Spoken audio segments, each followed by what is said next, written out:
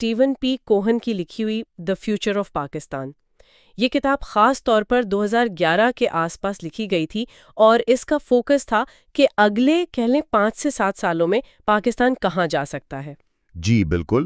اور کوہن صاحب جو امریکہ میں خاص طور پر پاکستان اور جنوبی ایشیا پر ایک بہت بڑا نام سمجھے جاتے تھے، ان کی یہ کتاب صرف پیشگوئی نہیں کرتی بلکہ اس کا اصل مقصد ان بنیادی فیکٹرز اور ٹرینڈز کا تجزیہ کرنا تھا جو پاکستان کے مستقبل کی سمت متعین کر سکتے ہیں. اور پاکستان ظاہر اپنی آبادی، ایٹمی صلاحیت، جغرافیائی اہمیت کی وجہ سے ہمیشہ ہی عالمی توجہ کا مرکز رہا ہے. بالکل. تو کوہن کتاب کے شروع میں ہی یہ نقطہ اٹھاتے ہیں کہ 2011 تک پاکستان ایک اسٹیٹ ان کرائسس یعنی ایک بحران زدہ ریاست کی کیفیت میں تھا، اور اس کے جو مسائل تھے وہ صرف اندرونی نہیں تھے، ان کے اثرات باہر بھی تھے.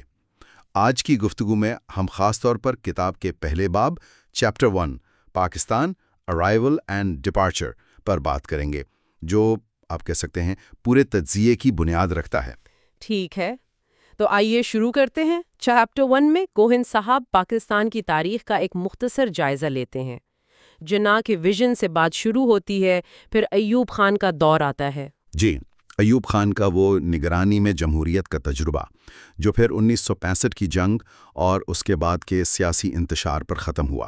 پھر یحییٰ خان کا مختصر دور، اور ظاہر ہے مشرقی پاکستان کی علیحدگی کا وہ بہت بڑا سانحہ. اس کے بعد ذوالفقار علی بھٹو کا دور آیا، آئین سازی ہوئی، نیوکلیئر پروگرام شروع ہوا، اسلامی سوشلزم کا نعرہ لگا، لیکن ساتھ ہی وہ سیاسی مخالفت کو دبانے کی کوششیں بھی ہوئیں. اور فوج پر کنٹرول حاصل کرنے کی کوششیں جو پھر ان کی حکومت کے خاتمے اور پھانسی پر منتج ہوئیں. پھر جنرل ضیاء الحق کا دور، کوہن اسے تیسری تبدیلی یعنی تھرڈ ٹرانسفارمیشن کہتے ہیں. اس دور کی خاص باتیں تھیں اسلامائزیشن، افغان جہاد اور نیوکلیئر پروگرام کی تکمیل. لیکن کتاب یہ بھی کہتی ہے کہ اسی دور میں سویلین ادارے جیسے عدلیہ، یونیورسٹیاں وہ کمزور ہوئے اور معاشرے میں شدت پسندی کے بیج بوئے گئے. بالکل. ضیاء کے بعد پھر 1988 سے 1999 کا دور، جسے اکثر لاسٹ ڈیکیڈ یا کھوئی ہوئی دہائی کہا جاتا ہے. جی، بے نظیر بھٹو اور نواز شریف کی حکومتیں آئیں گئیں، جمہوریت تھی مگر گورننس کمزور تھی، کرپشن کے الزامات تھے، معیشت سست تھی اور فوج کی مداخلت وہ تو تھی ہی. تو یہ دور بھی جو بنیادی مسائل تھے جیسے شدت پسندی یا کمزور ریاستی ڈھانچہ ان کو حل نہیں کر پایا. اسی پس منظر میں پھر 1999 میں جنرل پرویز مشرف آئے. کتاب اسے چوتھی تبدیلی یا فورتھ ٹرانسفارمیشن کہتی ہے. انہوں نے خود کو ایک لبرل، اعتدال پسند رہنما کے طور پر پیش کیا. کئی ریفارمز یعنی اصلاحات کی کوششیں بھی کیں، مقامی حکومتوں کا نظام، میڈیا کو آزادی، ہائر ایجوکیشن کمیشن وغیرہ. جی، لیکن کوہن کے مطابق ان اصلاحات کے جو نتائج تھے وہ ملے جلے تھے. میڈیا آزاد تو ہوا مگر اس پر دباؤ بھی رہا، مقامی حکومتوں کا نظام پائیدار نہیں رہا، اور شدت پسندی کے خلاف روشن خیال اعتدال پسندی کی بات تو ہوئی مگر پالیسیاں وہ اتنی واضح نہیں تھیں. اور سب سے بڑھ کر وہ عدلیہ کے ساتھ ٹکراؤ اور لال مسجد آپریشن جیسے واقعات، ان سے ان کے دور کا خاتمہ قریب آیا اور ملک میں دہشت گردی کی ایک نئی لہر بھی شروع ہو گئی. مشرف کے بعد 2008 میں پیپلز پارٹی کی حکومت آئی، زرداری صاحب صدر بنے. اس دور کی ایک اہم کامیابی 18ویں ترمیم تھی. ہاں، جس سے صدر کے اختیارات کم ہوئے، پارلیمنٹ مضبوط ہوئی، صوبوں کو زیادہ خود مختاری ملی. لیکن کوہن کا جو بنیادی نقطہ ہے وہ یہ ہے کہ ان سب تبدیلیوں کے باوجود 2011 تک پاکستان بنیادی طور پر ایک بحران زدہ ریاست ہی تھا. تشدد تھا، معیشت کمزور تھی، ادارے دباؤ میں تھے. اور 2011 کے واقعات وہ تو جیسے اس بحران کی علامت تھے. گورنر تاثیر کا قتل، ریمن ڈیوس کا معاملہ، پھر ایبٹ آباد میں اسامہ بن لادن کی ہلاکت، مہران بیس پر حملہ. جی، یہ سب واقعات ریاست کی کمزوری اور اندرونی تضادات کو بالکل واضح کر رہے تھے. اچھا، یہاں سے کوہن ایک بہت دلچسپ سوال اٹھاتے ہیں. وہ کہتے ہیں کہ پاکستان کے مستقبل کا تجزیہ کرنا اتنا مشکل کیوں ہے؟ اس کی وہ کچھ وجوہات بتاتے ہیں. پہلی مشکل تو یہ ہے کہ تجزیوں پر آپٹمزم ورسس پیسمزم یعنی امید بمقابلہ مایوسی کا غلبہ رہتا ہے. مطلب یا تو لوگ صرف اچھائی دیکھتے ہیں، پاکستان کی ریزیلینس کی بات کرتے ہیں، یا پھر صرف مسائل اور بحرانوں پر فوکس کرتے ہیں. ایک متوازن تصویر نہیں بن پاتی. بالکل.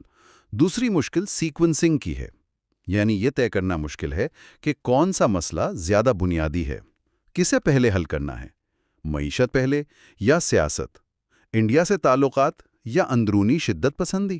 ان کا آپس میں کیا تعلق ہے یہ بھی واضح نہیں. جی. اور تیسری مشکل سائزنگ کی ہے. کیا پاکستان کی کیپیبلٹیز یعنی صلاحیتیں کم ہیں یا اس کی ایمبیشنز یعنی خواہشات بہت زیادہ ہیں؟ کیا یہ ملک اپنی بساط سے بڑھ کر کردار ادا کرنے کی کوشش کر رہا ہے؟ یہ بھی ایک سوال ہے. اور اس کے ساتھ ساتھ وہ جو ماضی کا بوجھ ہے، خاص طور پر انڈیا کے حوالے سے وکٹم کا احساس یا امریکہ کے ساتھ وہ گہرا ٹرسٹ ڈیفیسٹ یعنی اعتماد کا فقدان، یہ چیزیں بھی تجزیے کو مشکل بنا دیتی ہیں. صحیح. تو ان مشکلات کو سامنے رکھتے ہوئے کوہن مستقبل پر اثر انداز ہونے والے عوامل کو 4 بڑے گروپس یا کلسٹرز میں تقسیم کرتے ہیں. پہلا کلسٹر ہے ڈومیسٹک فاؤنڈیشنز، یعنی داخلی سماجی اور معاشی بنیادیں. جی. اس میں سب سے پہلے آتی ہیں ڈیموگرافکس یعنی آبادیاتی خصوصیات. پاکستان کی آبادی بہت تیزی سے بڑھ رہی ہے، اور اس کا بہت بڑا حصہ نوجوانوں پر مشتمل ہے. میڈین ایج یعنی اوسط عمر صرف 18 سال کے قریب بتائی گئی ہے کتاب میں. یہ یوتھ بلج ایک بہت بڑا چیلنج ہے. اگر ان نوجوانوں کو تعلیم، روزگار نہ ملے تو یہ عدم استحکام کا باعث بن سکتے ہیں. اور ساتھ ہی اربنائزیشن یعنی شہروں کی طرف آبادی کی منتقلی بھی تیز ہے. بالکل.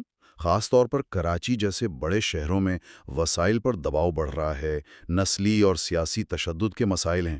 اور یہیں سے پھر تعلیم کے بحران یعنی ایجوکیشن کرائسس کا ذکر آتا ہے.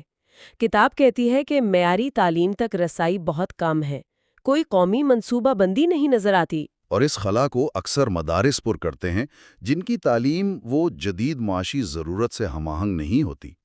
کوہن کے مطابق یہ ناخواندہ بے روزگار یوتھ بلج شدت پسندوں کے لیے آسان ہدف بن سکتا ہے. اچھا، اسی کلسٹر میں مڈل کلاس کا بھی ذکر ہے. کیا پاکستان میں واقعی ایک مؤثر مڈل کلاس ابھر رہی ہے؟ کوہن اس پر سوال اٹھاتے ہیں. وہ کہتے ہیں کہ یہ ضروری نہیں کہ مڈل کلاس ہمیشہ جمہوریت یا اعتدال پسندی لائے. معاشی عدم تحفظ ہو، شناخت کا بحران ہو تو یہ طبقہ انتہا پسندی کی طرف بھی جا سکتا ہے. اور پھر معیشت، اکانومی. کتاب ماضی کی غلط پالیسیوں کا ذکر کرتی ہے. زراعت، تعلیم کو نظر انداز کیا گیا، ریاستی ادارے کمزور. جی. اور ٹیکس وصولی بہت کم. Tax to G D P ratio صرف 9% کے قریب بتایا گیا ہے. ملک بیرونی امداد پر بہت زیادہ انحصار کرتا ہے اور معاشی عدم مساوات بھی بہت ہے. تو یہ کمزور معاشی بنیادیں ریاست کی صلاحیت، اسٹیٹ کیپیسٹی کو اور کم کر دیتی ہیں. بالکل. تو پہلے کلسٹر کا خلاصہ یہ ہے کہ پاکستان کی سماجی اور معاشی بنیادیں بہت دباؤ میں ہیں. بڑھتی آبادی، تعلیم کا مسئلہ، کمزور معیشت، یہ سب مل کر ایک مشکل صورتحال بنا رہے ہیں. ٹھیک ہے، اب آتے ہیں دوسرے cluster per, identity and cohesion یعنی شناخت اور ہم آہنگی. یہاں سب سے پہلا اور بنیادی سوال دی آئیڈیا آف پاکستان کا ہے. جی. کہ پاکستان کا مطلب کیا ہے؟ اس پر ملک کے اندر ہی شدید اختلاف ہے. فوج کا اپنا تصور ہے، لبرل طبقے کا اپنا، مذہبی جماعتوں کا اپنا، نسلی گروہوں کا اپنا. اور یہ نظریاتی ابہام یہ قومی یکجہتی میں ایک بڑی رکاوٹ ہے. اسی سے جڑا ہے ایتھنو لنگوسٹک ایمبیشنز کا مسئلہ. پاکستان میں بہت سی قومیتیں ہیں. پنجابی غلبے کا تاثر ہے، پھر بلوچ، سندھی، مہاجر، پشتون قوم پرستی کی لہریں ہیں. کتاب خاص طور پر بلوچستان اور خیبر پختونخوا کی شورشوں کا ذکر کرتی ہے. جی. اور پشتون علاقوں میں مسئلہ اور بھی پیچیدہ ہے کیونکہ وہاں بعض اوقات قوم پرستی اور مذہبی شدت پسندی آپس میں مل جاتے ہیں. اور تیسرا اہم عنصر ہے ریڈیکل اسلام اینڈ سیکٹیرینزم. کتاب واضح کرتی ہے کہ مسئلہ اسلام نہیں بلکہ ریاست کا، خاص طور پر فوج کا، ماضی میں بعض شدت پسند گروہوں کو اپنے مقاصد کے لیے استعمال کرنا ہے. بالکل. کشمیر اور افغانستان کے لیے. اور اب اس پالیسی کا بلو بیک یعنی الٹا اثر ریاست کو خود بھگتنا پڑ رہا ہے. اس سے ملک میں تشدد بڑھا، فرقہ واریت بڑھی، خاص طور پر سنی شیعہ کشیدگی. اور معاشرے میں عدم برداشت اور انتہا پسندی کی جڑیں گہری ہوئی ہیں. تو شناخت کا یہ بحران چاہے نظریاتی ہو، نسلی ہو یا مذہبی، یہ معاشرے کو تقسیم کرتا ہے اور ریاست کے لیے ہم آہنگی قائم کرنا مشکل بنا دیتا ہے۔ یہ ہمیں تیسرے کلسٹر کی طرف لاتا ہے، اسٹیٹ کوہیرنس اینڈ گورننس، یعنی ریاستی ہم آہنگی اور گورننس۔ اس میں سب سے پہلے لیڈرشپ اینڈ پولیٹیکل پارٹیز، یعنی سیاسی قیادت اور جماعتیں۔ کتاب کہتی ہے کہ جماعتوں میں اندرونی جمہوریت نہیں ہے، موروثی سیاست ہے، بھٹو شریف خاندانوں کا غلبہ ہے اور نظام کمزور جمہوریت اور فوجی آمریت کے درمیان گھومتا رہتا ہے۔ پھر دی ملٹری، فوج کا کردار۔ کوہن فوج کو پاکستان کا سب سے منظم اور طاقتور ادارہ کہتے ہیں۔ جی، جس میں پنجاب کا غلبہ ہے، فوج کا انڈیا کے بارے میں سخت موقف، سویلین حکومتوں پر عدم اعتماد، معیشت میں اس کا کردار اور بعض شدت پسند گروہوں سے مبینہ روابط۔ یہ سب پالیسیوں پر اثر ڈالتے ہیں۔ کوہن نے فوج کے رویے کے لیے ٹیوٹلیری پروفیشنلزم کی اصطلاح استعمال کی ہے۔ یعنی فوج خود کو ریاست کا نگران سمجھتی ہے، سویلین کی عادت کی رہنمائی کرنا اپنا حق سمجھتی ہے۔ تیسرا عنصر ہے بیسک گورننس، یعنی وہ بنیادی ادارے جو عوام کو سہولیات دیتے ہیں، بیوروکریسی، پولیس، عدلیہ۔ کوہن کے مطابق یہ ادارے کمزور ہو چکے ہیں، کارکردگی خراب ہے، عوام کا اعتماد کھو چکے ہیں۔ ٹیکس وصول کرنے، امن و امان قائم کرنے، تعلیم، صحت فراہم کرنے کی جو ریاستی صلاحیت ہے، اسٹیٹ کیپیسٹی، وہ بہت محدود ہے۔ اچھا، اسی میں جوڈیشری اینڈ لائرز، عدلیہ اور وکلاء کا کردار بھی ہے۔ 2007 کی وکلاء تحریک، عدلیہ کی بحالی، یہ اہم پیش رفت تھی۔ جی، عدلیہ زیادہ فعال ہوئی، لیکن کتاب یہ سوال بھی اٹھاتی ہے کہ کیا عدلیہ واقعی اسٹیبلشمنٹ کو، خاص طور پر فوج کو، چیلنج کر سکتی ہے یا اس کی بھی حدود ہیں؟ پھر میڈیا کا کردار۔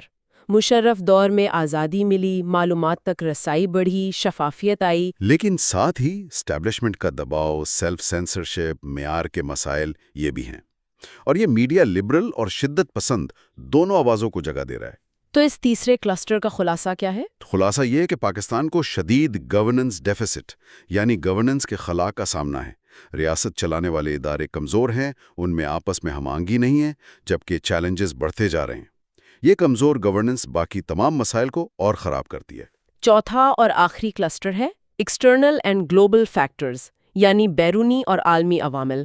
اس میں سب سے پہلے افغانستان۔ جی، افغانستان کے حالات کا پاکستان پر سیدھا اثر پڑتا ہے۔ طالبان سے تعلقات، انڈیا کا کردار، امریکی موجودگی، پشتون آبادی، یہ سب پاکستان کے لیے وائٹل انٹرسٹ کے معاملات ہیں۔ وہاں عدم استحکام کا مطلب یہاں عدم استحکام۔ پھر امریکہ، یونائٹڈ اسٹیٹس، پاک امریکہ تعلقات، وہ تو ہمیشہ سے ہی پیچیدہ رہے ہیں۔ کون اسے ڈس فنکشنل میرج کہتے ہیں۔ گہرا ٹرسٹ ڈیفیسٹ ہے۔ امریکہ پاکستان کو ناقابل اعتبار سمجھتا رہا، پاکستان امریکہ پر استعمال کرنے کا الزام لگاتا رہا۔ لیکن انحصار بھی ہے، خاص طور پر معاشی اور فوجی امداد کا۔ بالکل۔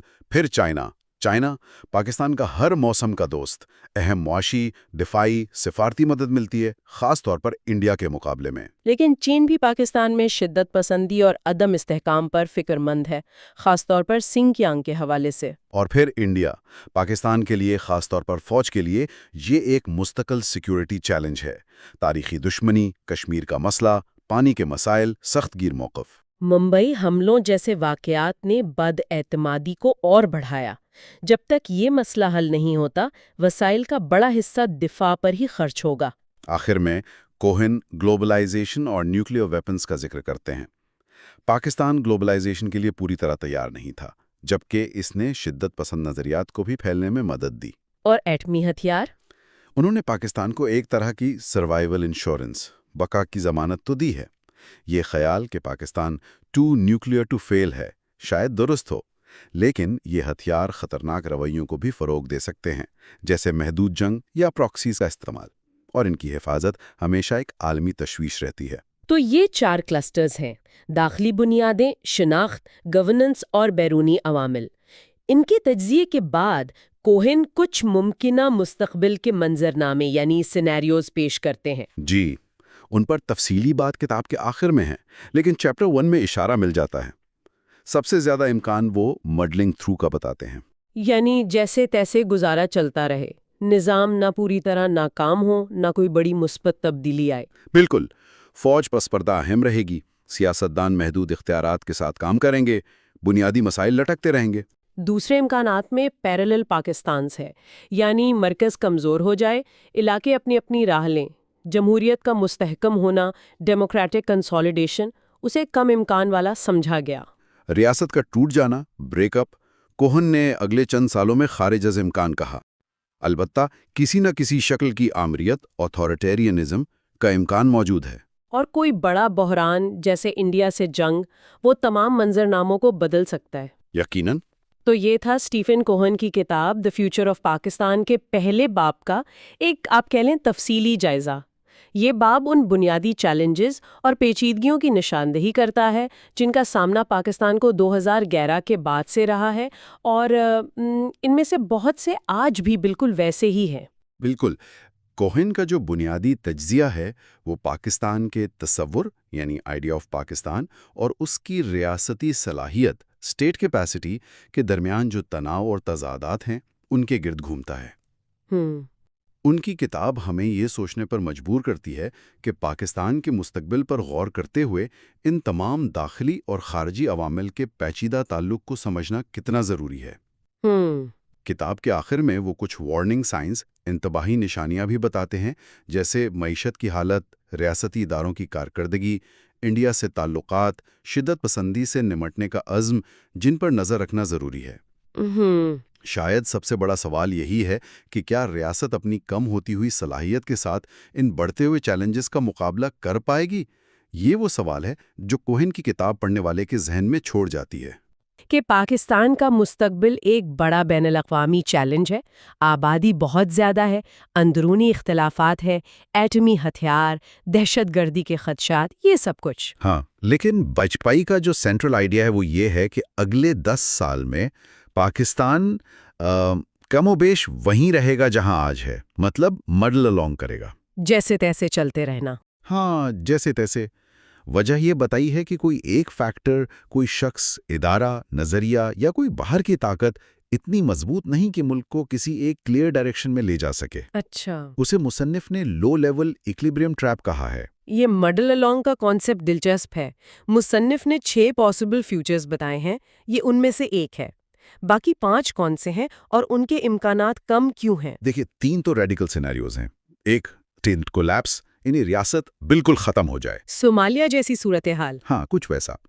پھر بالکنائزیشن، یعنی ملک نسلی یا علاقائی بنیادوں پر ٹوٹ جائے، بلوچستان، سندھ الگ۔ اور تیسرا ہے اسلامک ریولوشن، ایران یا طالبان جیسا۔ لیکن مصنف کہتے ہیں ان تینوں کے امکانات کم ہیں۔ کیوں؟ کیا وجوہات بتائی ہیں؟ اسٹیٹ کولیپس کے خلاف تو فوج ہے، پنجاب کا مضبوط مرکز ہونا، سول سروسز کی کچھ نہ کچھ موجودگی۔ بالکنائزیشن کے خلاف بھی فوج ایک بڑا فیکٹر ہے، اور یہ کہ کوئی بڑی بیرونی طاقت مداخلت نہیں کرے گی۔ ٹھیک۔ اور اسلامک ریولوشن، اس کے خلاف یہ دلیل ہے کہ ایک تو اسلامائزیشن پہلے ہی کافی ہو چکی ہے، پھر مذہبی جماعتوں کو ووٹ کم ملتے ہیں، کوئی بڑا خود مکارس لیڈر نہیں ہے، اور سنی اسلام میں آپس کے اختلافات بھی ہیں۔ صحیح۔ اور ماڈریٹ سیناریوز؟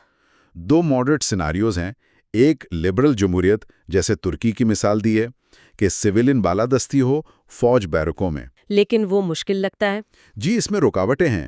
پاکستان کا آئینی طور پر اسلامی ریاست ہونا، مذہب کا سیاست میں کردار، فوج کا خود مکمل سیکولر نہ ہونا۔ اور دوسرا ماڈریٹ سیناریو؟ وہ ہے فوجی قبضہ، ملٹری رول۔ ماضی میں تو رہا ہے 33 سال۔ بالکل۔ لیکن اب شاید فوج براہ راست قبضے سے گریز کرے، کیونکہ اسے اہم پالیسی معاملات میں ویسے ہی کافی کنٹرول یا ویٹو حاصل ہے، اور وہ خود بھی کئی اندرونی اور بیرونی چیلنجز میں الجھی ہوئی ہے۔ تو ان سب آپشنز کو دیکھتے ہوئے مصنف مڈل الانگ کو سب سے زیادہ لائکلی سمجھ رہے ہیں، اور ان کے خیال میں یہ انڈیا کے لیے بھی باقی ریڈیکل آپشن سے بہتر ہے۔ جی، دلیل یہی ہے کہ یہ صورتحال آئیڈیل نہیں، لیکن کم از کم پاکستان کے مکمل خاتمے یا ٹکڑوں میں بٹنے یا ایک ریڈیکل اسلامی ریاست بننے سے بہتر ہے، جو انڈیا کے لیے کہیں زیادہ بڑے خطرات پیدا کر سکتے ہیں۔ سمجھ آ گیا۔ اچھا، تو یہ مڈل الانگ کی کیفیت بھی تو چیلنجز سے خالی نہیں ہوگی۔ چیپٹر 3 اسی سے جڑا ہے، radicalisation, political violence and militancy, Laila Bukhari کا لکھا ہوا۔ جی بالکل، یہ باب تو سیدھا پاکستان کے ایک بہت گہرے مسئلے کی جڑ میں جاتا ہے۔ لیلا بخاری کہتی ہیں کہ اصل لڑائی ریاست کی روح یعنی سول آف دا اسٹیٹ کے لیے ہے، بنیادی مسئلہ ریاست اور مذہب کے تعلق کا ہے۔ کیسے؟ دیکھیں، پاکستان کا قیام بطور مسلم ملک، پھر انڈیا کا ایک دشمن کے طور پر تصور، کشمیر پالیسی اور اس کانٹیکسٹ میں جہاد کے کانسیپٹ کا استعمال، یہ سب فوج کے نظریے اور ریڈیکلائزیشن کے بڑھنے میں اہم رہا ہے۔ مصنفہ اس ایکسٹریمزم کے ایوولوشن کو کیسے دیکھتی ہیں؟ مطلب یہ کیسے بڑھا؟ وہ 1979 کے افغان جہاد کو ایک ٹرننگ پوائنٹ مانتی ہیں۔ دنیا بھر سے مجاہدین آئے، دیوبندی، اہل حدیث، مکاتب، فکر کا اثر بڑھا۔ اچھا۔ پھر 80s میں شیعہ سنی کانفلکٹ تیز ہوا، فرقہ وارانہ تنظیمیں بنی، اور ایران، سعودی عرب جیسی علاقائی طاقتوں کا پراکسی رول بھی آیا۔ اور آج کل کے ٹرینڈز؟ آج کل بریلوی دیوبندی جھڑپیں، اقلیتوں پر حملے، یہ سب بڑھتی ہوئی انٹالرنس اور ریاست کی ناکامی کو ظاہر کرتے ہیں کہ وہ سیکیورٹی نہیں دے پا رہی۔ اور اس وقت کون کون سے ملیٹنٹ گروپس زیادہ فعال ہیں؟ مصنفہ نے 4 بڑی قسمیں بتائی ہیں: فرقہ وارانہ، القاعدہ سے متاثر عالمی جہادی، طالبان سے جڑے ہوئے گروہ، اور کشمیر فوکسڈ گروپس جو اکثر پنجاب بیسڈ ہیں۔ یہ تو بہت پیچیدہ صورتحال ہے۔ جی، اور یہ سب مل کر ریاست کے لیے کرائسس پیدا کرتے ہیں۔ اس کی لیجیٹیمیسی پر بھی سوال اٹھتا ہے اور اس کی عملداری یعنی ریٹ آف دی اسٹیٹ پر بھی۔ کیا اس میں ریاست کی اپنی پالیسیوں کا بھی دخل رہا ہے؟ جی ہاں، خاص طور پر زیادہ دور کی اسلامائزیشن، افغان جنگ، سعودی اثر و رسوخ، ان سب نے وہ انفراسٹرکچر اور مائنڈ سیٹ دیا جس پر عسکریت پسندی بڑھی۔ پراکسیز کا استعمال، جو خارجہ پالیسی کا حصہ تھا، وہ اب ریاست کے لیے مسئلہ بن گیا ہے۔ اور مذہبی جماعتیں، مدارس؟ ان کا بھی کردار رہا ہے۔ ان کے نیٹ ورک نے اس انفراسٹرکچر کو سپورٹ کیا۔ 9/11 کے بعد کیا فرق پڑا؟ کچھ گروپس پر پابندیاں لگیں، القاعدہ لیڈرز مارے گئے یا پکڑے گئے، لیکن مسئلہ جڑ سے ختم نہیں ہوا۔ ٹی ٹی پی جیسے نئے خطرات سامنے آئے، لشکر طیبہ، جماعت الدعوہ جیسی تنظیمیں بھی کسی نہ کسی شکل میں چلتی رہیں۔ اور امریکی ڈرون حملے؟ ان سے اینٹی امریکن جذبات اور بڑھے۔ ایک بڑا مسئلہ جو مصنفہ نے اٹھایا ہے وہ اس پورے ایشو پر ایک سنجیدہ نیشنل ڈیبیٹ کی کمی ہے۔ اور حکومت کا رد عمل کیسا رہا ہے؟ مکسڈ رہا ہے۔ لال مسجد آپریشن، ممبئی حملے، یہ بڑے واقعات تھے۔ ممبئی حملوں نے خاص طور پر ریاست کے اندر جو سمپتھائزرز تھے ان پر سوال اٹھایا۔ جی۔ حکومتوں نے ملٹری آپریشنز اور امن معاہدوں کی ڈبل اسٹریٹجی اپنائی جو اکثر ناکام رہی۔ مصنفہ زور دیتی ہیں کہ ایک کمپریہنسو کاؤنٹر ٹیررزم اسٹریٹجی کی ضرورت ہے جس میں صرف سیکیورٹی نہیں بلکہ سیاسی، معاشی، سماجی اور علاقائی پہلو بھی شامل ہوں۔ یعنی یہ جنگ پاکستان کو خود لڑنی اور ڈیفائن کرنی ہوگی۔ بالکل۔ یہ واقعی ایک بہت بڑا چیلنج ہے۔ اچھا، اب چیپٹر 4 کی طرف آتے ہیں، ایڈریسنگ فنڈامنٹل چیلنجز۔ یہ سی کرسٹین فیئر نے لکھا ہے۔ یہ باب شاید ان مسائل سے بھی زیادہ گہرائی میں جا کر بنیادی وجوہات کو دیکھتا ہے۔ جی، کرسٹین فیئر کی مین آرگومنٹ یہ ہے کہ پاکستان کے جتنے بھی مسائل ہیں ٹیررزم، فوج کا غلبہ، کمزور جمہوریت، نسلی تنازعات، گورننس کے مسائل، فاٹا وغیرہ، ان سب کی جڑ آئین پرستی یعنی کانسٹیٹیوشنلزم کی ناکامی ہے۔ آئین تو ہے مگر اس کی اسپرٹ پر عمل نہیں ہوتا۔ بنیادی سوالات، اسلام کا کردار کیا ہو، پاکستانی کون ہے، مرکز اور صوبوں کے تعلقات، اختیارات کی تقسیم، یہ حل نہیں ہوئے۔ اور جب تک یہ نہیں ہوتے پاکستان بحرانوں میں گھرا رہے گا۔ عوام کیا سوچتے ہیں ان بنیادی سوالات پر؟ مصنفہ نے کچھ پولنگ ڈیٹا کا ذکر کیا ہے۔ ہاں، 2009 کا ڈیٹا ہے جس کے مطابق میجورٹی شریعہ کا کردار چاہتی ہے لیکن اچھی گورننس کے معنوں میں۔ اچھا۔ منتخب حکومت چاہتے ہیں لیکن فوج پر سویلین کنٹرول کے معاملے پر بٹے ہوئے ہیں۔ زیادہ تر سمجھتے ہیں آرمی چیف کو ہی فوج چلانی چاہیے۔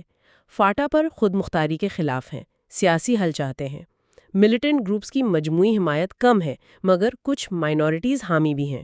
تو عوام کی رائے بھی کافی ڈیوائیڈڈ ہے۔ جی، پیچیدہ ہے۔ یہ ڈیٹا یہی دکھاتا ہے۔ تو یہ آئین پرستی کی ناکامی ہوتی کیسے ہے؟ کون سے ادارے اس میں ملوث ہیں؟ مصنفہ نے کی انسٹیٹیوشنز کا تجزیہ کیا ہے۔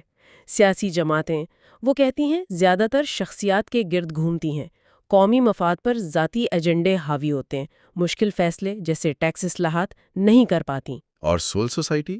وہ تحرک ہوئی ہے خاص طور پر وکلا تحریک کے بعد، لیکن اب بھی کمزور ہے، اور اس میں لبرل اور اینٹائی لبرل یعنی اسلامسٹ دونوں طرح کی تنظیمیں ہیں۔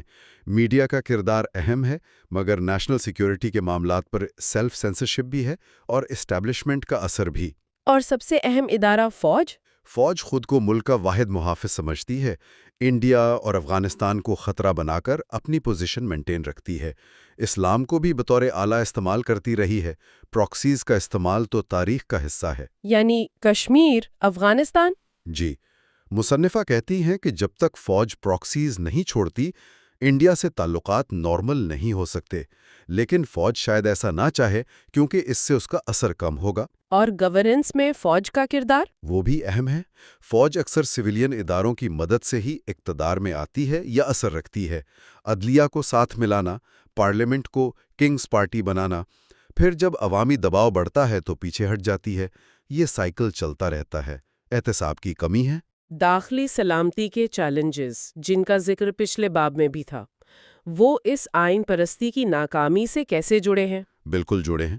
ٹی ٹی پی کا ابھرنا اور ریاست کا کچھ گروہوں جیسے جیش محمد کے خلاف ایکشن نہ لینا شاید انہیں مستقبل میں انڈیا کے خلاف استعمال کرنے کی امید پر، یہ اسی پراکسی پالیسی اور ریاست کے اندرونی تضادات کو دکھاتا ہے۔ اور یہ صرف فوج کی پالیسی نہیں رہی؟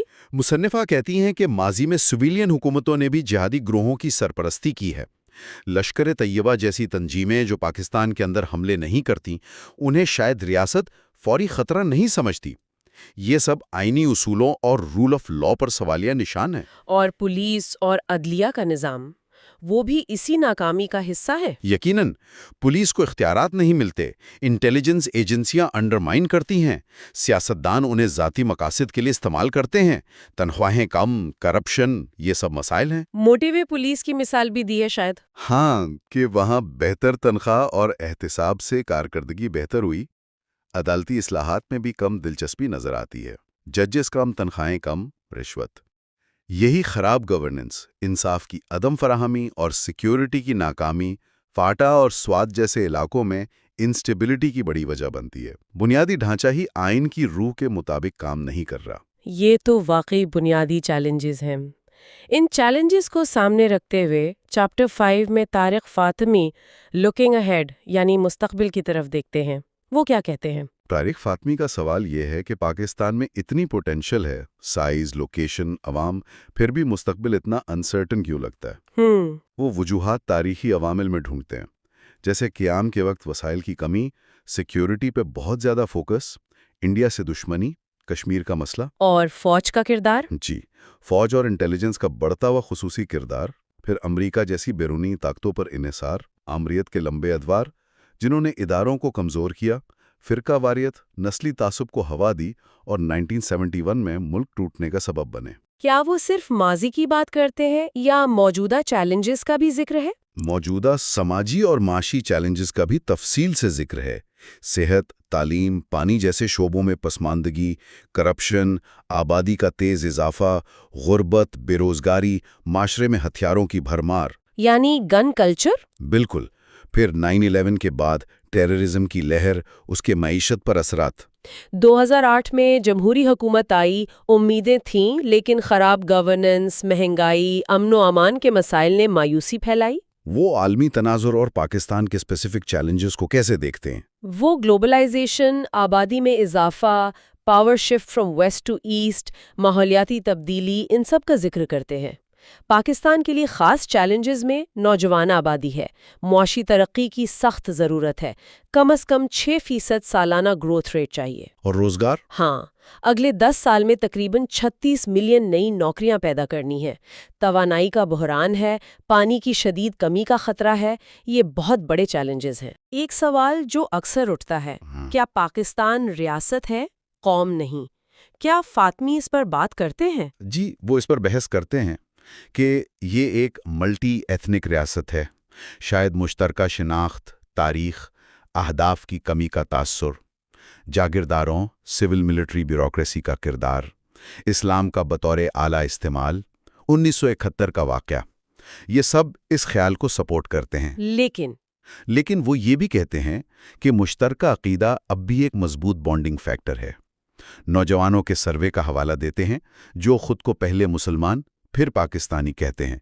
اردو زبان، مشترکہ کلچر، مشترکہ مسائل، یہ بھی جوڑتے ہیں۔ تو ان چیلنجز سے نمٹنے کے لیے وہ کیا تجویز دیتے ہیں؟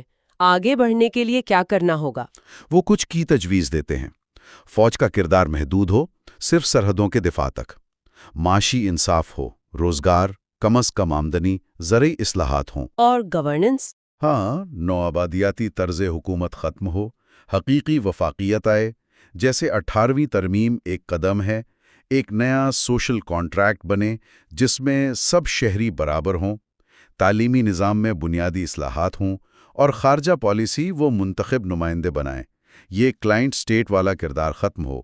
کیا وہ کوئی امید کی کرن بھی دیکھتے ہیں اتنے مسائل کے ذکر کے بعد؟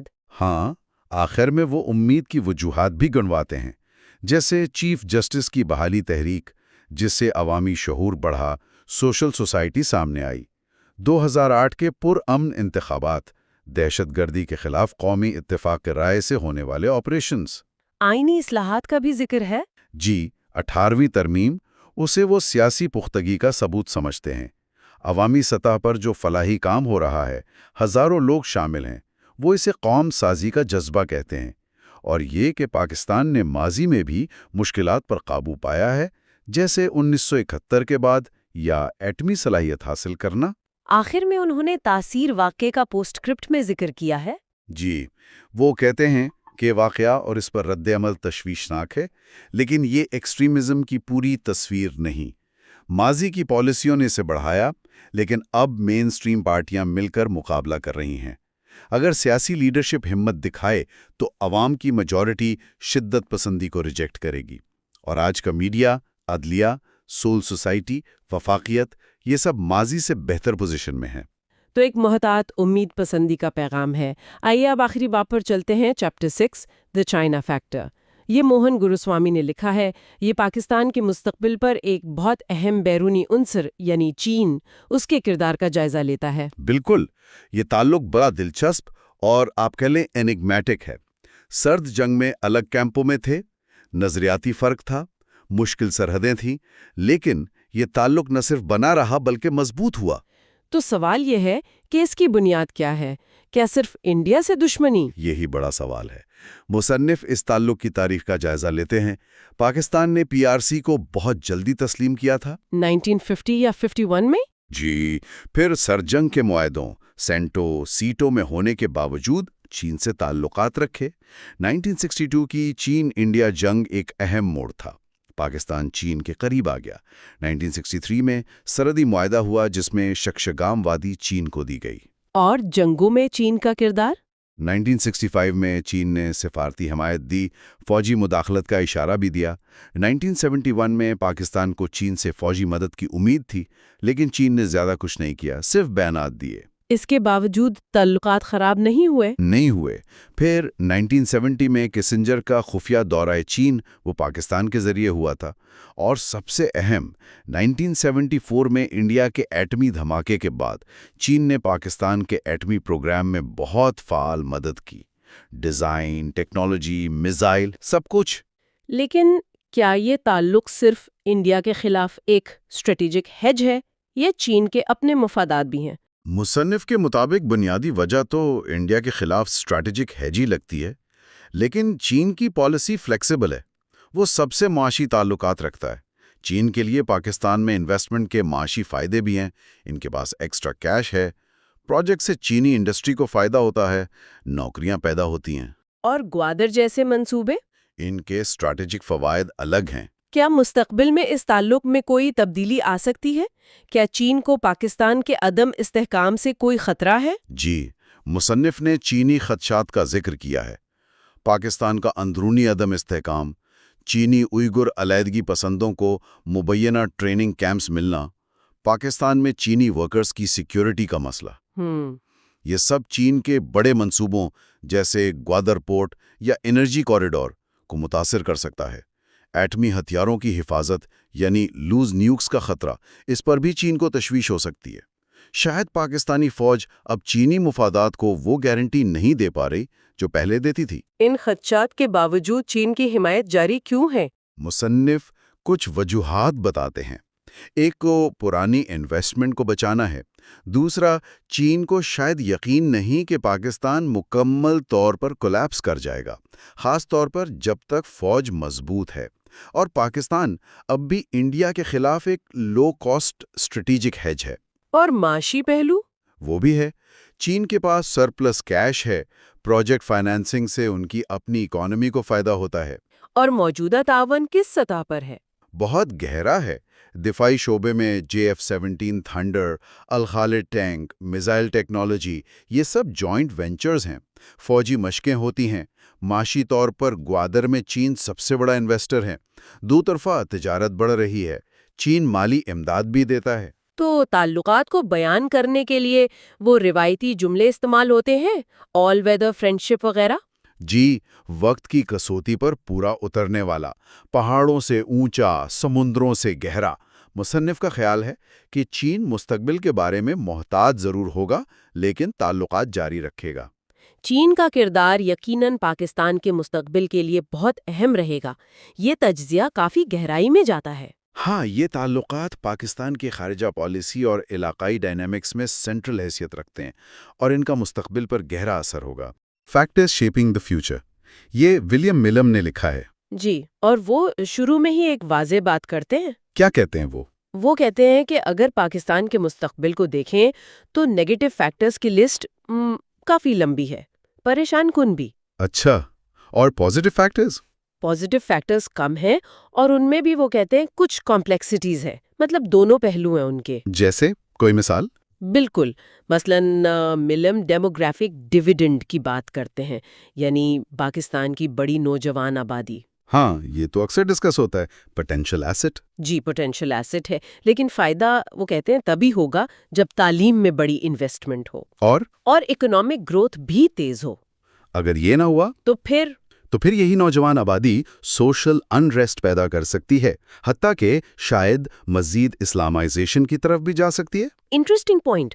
اور فری میڈیا یا لائرز موومنٹ، ان کے بارے میں کیا خیال ہے؟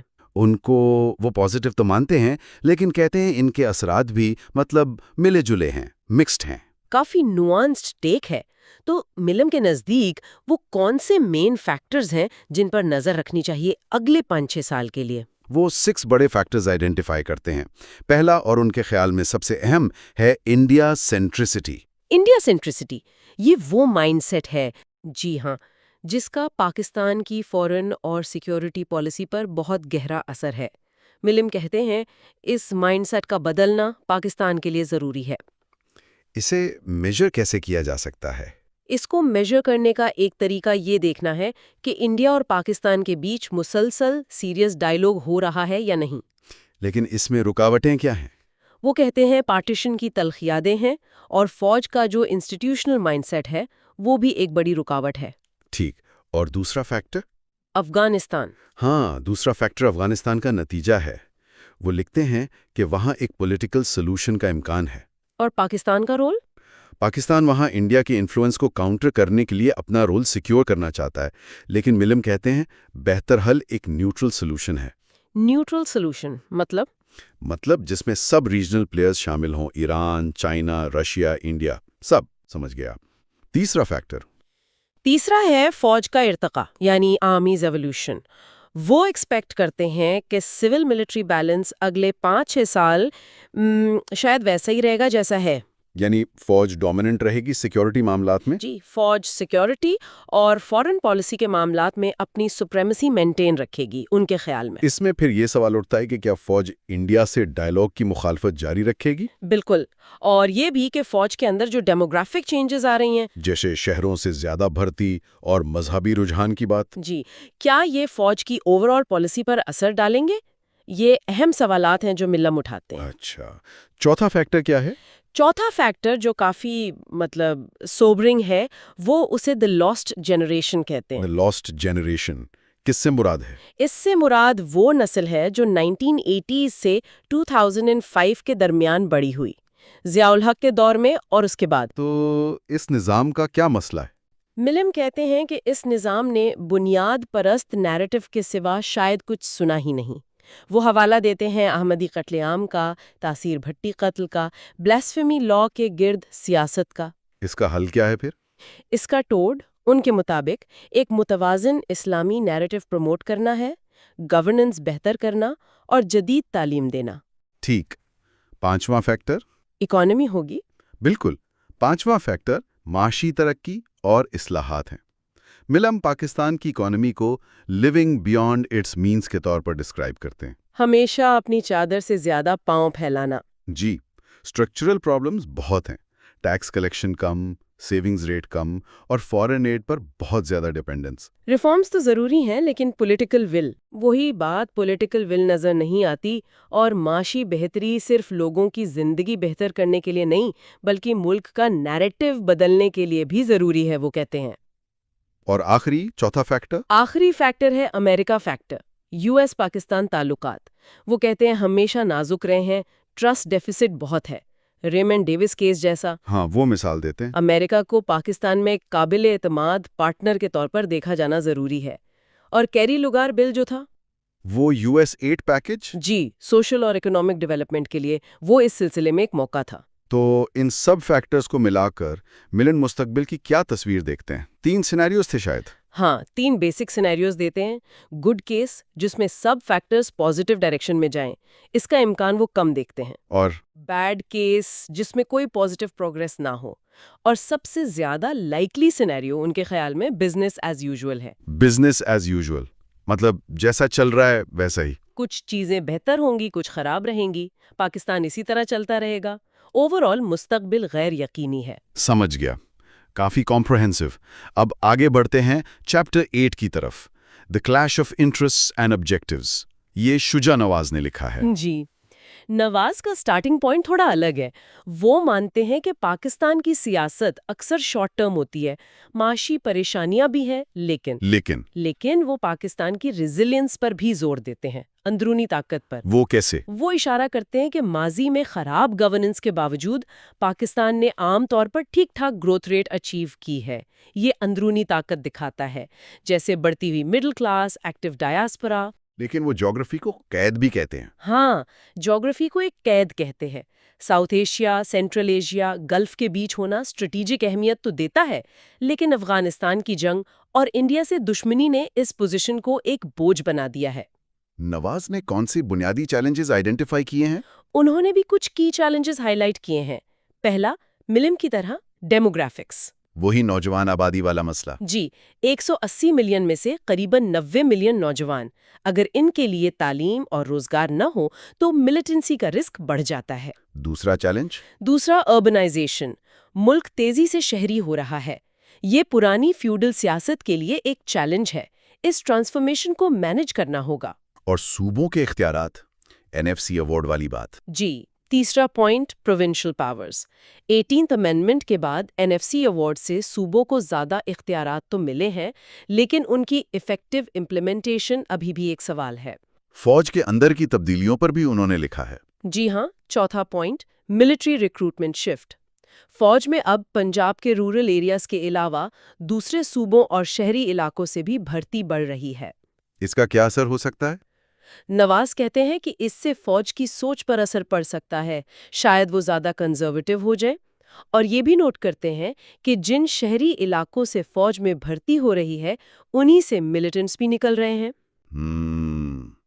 और एनर्जी वाटर क्राइसिस? पांचवा चैलेंज, एनर्जी और वाटर क्राइसिस।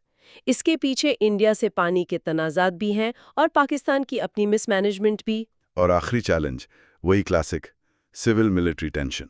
जी, चौथा, सिविल मिलिट्री टेंशन। कमजोर सिविलियन हुकूमत वर्सेस ताकतवर फौज। नवाज कहते हैं कि पावर अब इफेक्टिवली आर्मी चीफ, प्रेसिडेंट और चीफ जस्टिस के बीच में तकसीम नजर आती है। मीडिया का रोल भी बढ़ रहा है। तो फौज अब डायरेक्ट रूल नहीं चाहती? वो अब डायरेक्ट रूल से बच रही है, लेकिन पर्दे के पीछे से इन्फ्लुएंस बरकरार रखती है। तो नवाज के सिनारियोज क्या हैं? मुस्तकबिल कैसा दिख सकता है उनके मुताबिक? नवाज कहते हैं कि अगर आगे की प्लानिंग ना हुई तो डेमोग्राफिक टाइम बॉम्ब फट सकता है। पोटेंशियल बहुत है, खासकर एग्री बिजनेस, मैन्युफैक्चरिंग में। लेकिन रुकावटें? सियासत और एनर्जी की कमी बड़ी रुकावटें हैं। अगर एनएफसी अवार्ड सही से इम्प्लीमेंट ना हुआ तो सूबों के दरमियान माशी फर्क बढ़ सकता है।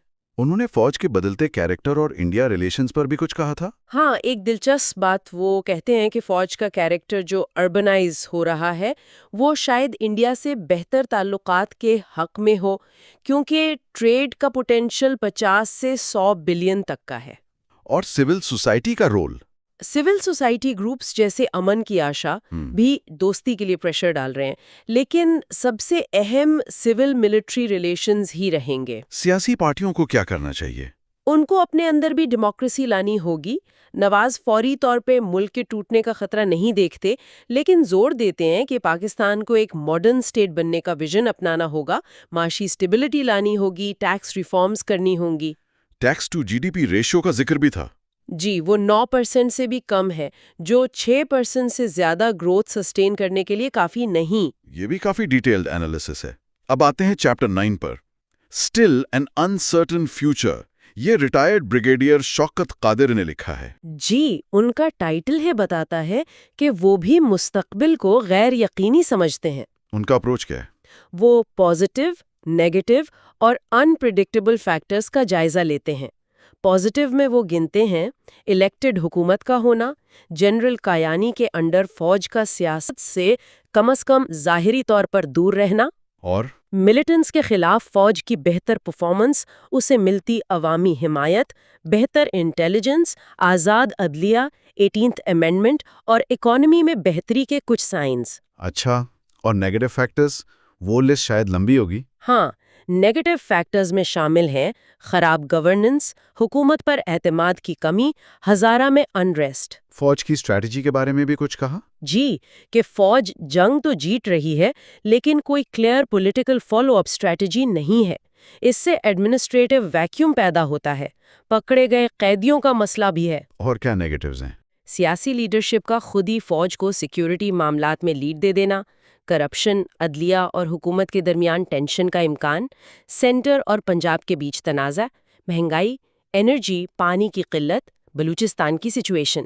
وہاں انڈین انوالومنٹ کا ذکر بھی تھا۔ جی، وہ کرتے ہیں، اور انڈیا کا پانی پر کنٹرول اور عام عوام کا ٹیررزم سے تنگ آ جانا، یہ سب نیگیٹوز ہیں۔ کافی لمبی لسٹ ہے۔ اور انپریڈکٹیبل فیکٹرز کون سے ہیں جن کے بارے میں کچھ کہنا مشکل ہے؟ انپریڈکٹیبل میں قادر سوچتے ہیں کیا موجودہ حکومت مدت پوری کرے گی؟ عوام کا صبر کہاں تک جائے گا؟ جنرل کایانی کو ایکسٹینشن ملنے کا کیا اثر ہوگا؟ کیا فوجی مداخلت دوبارہ ہو سکتی ہے؟ انٹیلیجنس ایجنسیز اور طالبان لنکس، اکانومی، انڈیا کا پانی پر پریشر۔ جی، یہ سب انپریڈکٹیبل ہے۔ اکانومی سنبھال پائے گی یا نہیں؟ کیا انڈیا پانی کا پریشر بڑھائے گا؟ اور پنجاب میں ریلیجس رائٹ کا زور کتنا بڑھے گا؟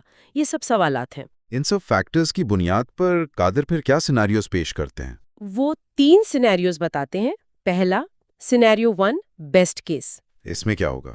حکومت اپنی پرفارمنس بہتر کرے، کمپریہنسو سیکیورٹی پالیسی بنائے، ریلیجس رائٹ کو کنٹرول کریں، فوج صرف اپنا پروفیشنل کام کرے، سیاسی لوگ ایڈمنسٹریٹو ویکیوم پور کریں، بلوچستان مسئلہ حل ہو، پنجاب سینٹر ریلیشنز بہتر ہوں، اکانومی امپروو کریں، انڈیا سے معاملات سدھریں، بیسکلی گڈ گورننس ڈیلیور ہو۔ اور دوسرا scenario? Worst case, scenario 2، almost worst case. حکومت ناکام رہے، اگلی حکومت بھی ویسی ہی ہو، سیکیورٹی پالیسی نہ ہو، ایڈمنسٹریٹو ویکیوم رہے، طالبان دوبارہ مضبوط ہو جائیں، عدلیہ ایگزیکٹو ٹکراؤ بڑھ جائیں۔ اس صورت میں فوج کا کیا رول ہوگا؟ ایسی صورت میں فوج پر پریشر بڑھے گا، جس کے نتیجے میں وہ کہتے ہیں اے، فوجی مداخلت ہو سکتی ہے، یا بی، قبائلی علاقوں میں انارکی پھیل سکتی ہے، یا سی، ریلیجس رائٹ مضبوط ہو سکتا ہے۔ اور تیسرا سینیریو جو ان کے خیال میں سب سے زیادہ لائکلی ہے؟ سینیریو 3، موسٹ لائکلی، حکومت کسی نہ کسی طرح مڈلنگ تھرو کرتی رہے گی۔ مڈلنگ تھرو یعنی بس گزارا چلتا رہے گا۔ جی، سیکیورٹی اسٹریٹجی واضح نہیں ہوگی، ویکیوم رہے گا، فوج ڈومیننٹ رہے گی، کایانی کو ایکسٹینشن مل جائے گی، بیرونی امداد سے اکانومی کو تھوڑا بہت سہارا ملتا رہے گا، فوج کی کاؤنٹر ٹیررزم کامیابیاں جاری رہیں گی لیکن سلو پیس پر۔ طالبان کا کیا ہوگا اس سینیریو میں؟ بلوچستان، پنجاب؟ طالبان مکمل ختم نہیں ہوں گے، دوبارہ سر اٹھا سکتے ہیں، بلوچستان کا مسئلہ ادھورا رہے گا، پنجاب میں سینٹر کے ساتھ ٹینشن رہے گی، ریلیجس رائٹ مضبوط ہوتا رہے گا، ہو سکتا ہے فوج کو ایکشن لینا پڑے۔ اور عدلیہ ایگزیکٹو جھگڑے، کرپشن، انفلیشن؟ وہ بھی چلتے رہیں گے، کرپشن، انفلیشن جاری، الیکشن کے بعد شاید ہینگ پارلیمنٹ بنے اور فوج پردے کے پیچھے سے نیشنل گورنمنٹ بنوا دے جو شاید افیکٹو نہ ہو۔ تو قادر کا اوور آل انالیسس کیا ہے؟ کیا پاکستان ٹوٹ سکتا ہے یا ایکسٹریمسٹ ٹیک اوور کر سکتے ہیں؟ قادر کہتے ہیں کہ فوری طور پر ایسا کوئی خطرہ نہیں ہے. عوام مذہبی ضرور ہے لیکن ایکسٹریمسٹ نہیں. لیکن اگر لیڈرز اگلے 5-7 سال تک بھی فیل ہوتے رہے تو پھر کچھ بھی ہو سکتا ہے. فوج کے رول پر ان کا کیا ٹیک ہے؟ ان کا خیال ہے کہ مشرف دور کے بعد فوج نے اپنی پوزیشن ریکور کی ہے. جنرل کایانی نے فوج کا اعتماد بحال کیا، سواٹ آپریشن کے لیے قومی کنسنسس بنایا. وہ کایانی کو ڈیموکریٹک سمجھتے ہیں لیکن وہ سیاست میں ایکٹیو ہیں. ہاں، حکومت کی ناکامی کی وجہ سے وہ مجبوراً پردے کے پیچھے سے سیاست میں اہم کردار ادا کر رہے ہیں. حکومت نے ایفیکٹولی ذمہ داری فوج کو ٹرانسفر کر دی ہے، اس لیے وہ کہتے ہیں مستقبل قریب میں فوج پولیٹیکلی ایکٹیو رہے گی. یہ پرسپیکٹیوز پاکستان کے اندر سے تھے. اب چیپٹر 10 دیکھتے ہیں، visualising a shared India Pakistan future. یہ بی رمن نے لکھا ہے، ایک انڈین پرسپیکٹیو. جی، اور رمن کافی کرٹیکل لگتے ہیں پاکستان کی پالیسیز کے. ان کا بنیادی آرگیومنٹ یہ ہے کہ پاکستانی فوج کی طرف سے ایکسٹریمزم کو اسٹریٹجک ایسٹ کے طور پر استعمال کرنا اب خود پاکستان کے لیے نقصان دہ ثابت ہو رہا ہے. کن گروپس کا ذکر کرتے ہیں وہ؟ القاعدہ، AQ، افغان طالبان، TTP، لیٹ، ان سب تنظیموں کا عروج رمن کے مطابق فوج کی انہی پالیسیز کا نتیجہ ہے. وہ کہتے ہیں AQ نارتھ وزیرستان میں ہے، LET کی گلوبل ریچ ہے، TTP دوسروں کی مدد کر رہا ہے. بالکل، اور فوج کی پالیسی کو دو رخی کہتے ہیں. دو رخی مطلب کچھ گروپس کے خلاف ایکشن لیتی ہے جیسے TTP، لیکن کچھ کو اسٹریٹجک ایسٹ سمجھتی ہے جیسے افغان طالبان، LET.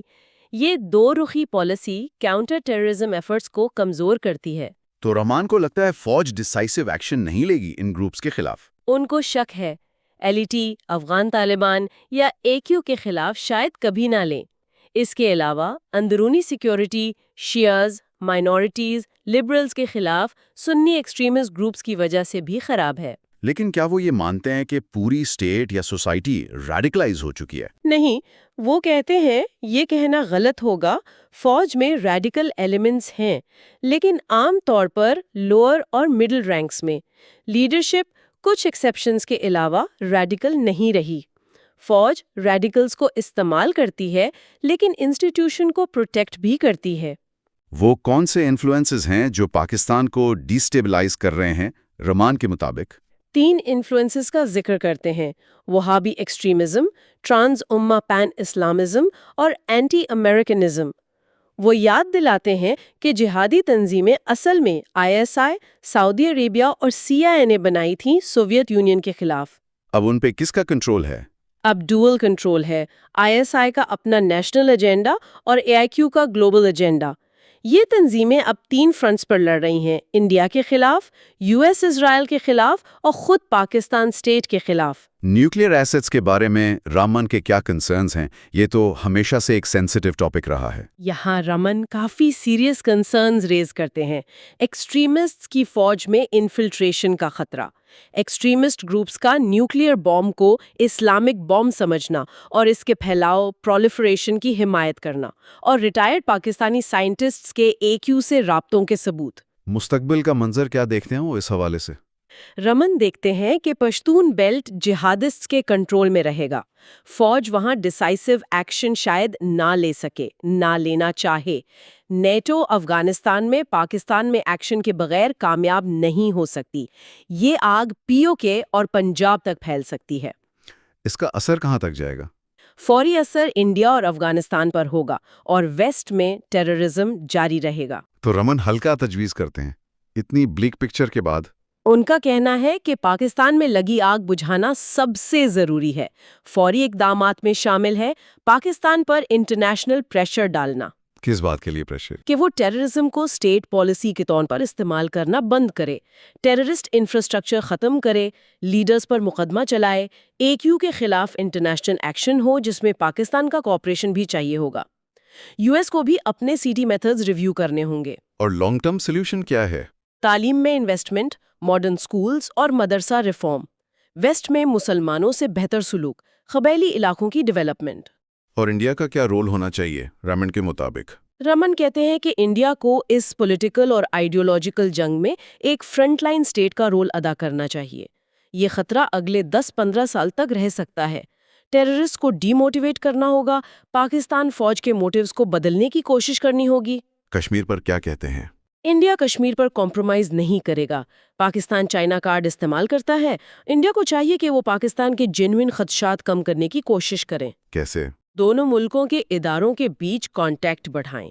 سیاسی پارٹیاں، پارلیمنٹ، فوج، انٹیلیجنس ایجنسیز اور انڈین پرائم منسٹر کو پاکستان وزٹ کرنا چاہیے۔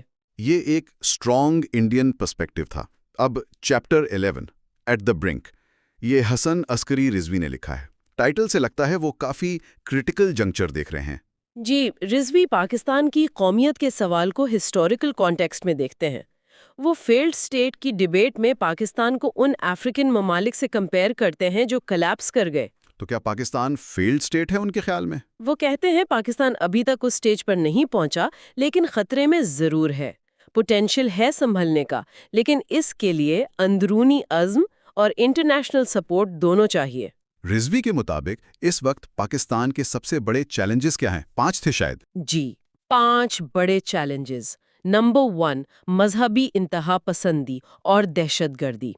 سب سے بڑا خطرہ، انٹالرنس بڑھ رہی ہے، وائلنس عام ہے۔ نمبر 2، انتہائی خراب گورننس، کرپشن، مس مینجمنٹ، سفارش کلچر۔ نمبر 3، اکانومی، ہاں، کمزور معیشت، ایڈ اور ریمیٹنسز پر ڈیپینڈنس، اندرونی ریسورسز کی کمی، social sector neglect, inflation, energy crisis. Number 4، سیاسی طبقہ، سیاسی طبقے کی غلط ترجیحات، پارٹیسن پالیٹکس میں الجھے ہیں، ایکسٹریمزم پر بھی کنسنسس نہیں، اپوزیشن صرف کرٹیسائز کرتی ہے۔ اور number 5، supreme court, supreme court کا بڑھتا ہوا کردار، عدلیہ کا ایگزیکٹو اور لیجسلیچر کے ڈومین میں مداخلت کرنا، جسے اپوزیشن اپنے فائدے کے لیے استعمال کر سکتی ہے۔ کیا رضوی یہ سمجھتے ہیں کہ پاکستانی سوسائٹی اندر سے ٹوٹ رہی ہے؟ فالٹ لائنز کی بات کی انہوں نے۔ وہ اس پر سنجیدگی سے غور کرتے ہیں۔ Ethnic, regional, sectarian fault lines واضح ہیں۔ ان کا خیال ہے کہ اسلامک آرتھوڈاکسی نے نیشن سٹیٹ کے کانسیپٹ سے لوگوں کا لگاؤ کمزور کیا ہے، خاص کر نوجوانوں میں۔ سٹیزن شپ کے بجائے مسلم آئیڈینٹی؟ جی، ٹرانس نیشنل مسلم آئیڈینٹی کو اہمیت دی جا رہی ہے۔ اسٹیٹ صرف ریڈیکل ایجنڈا کے لیے ریلیونٹ رہ جاتی ہے۔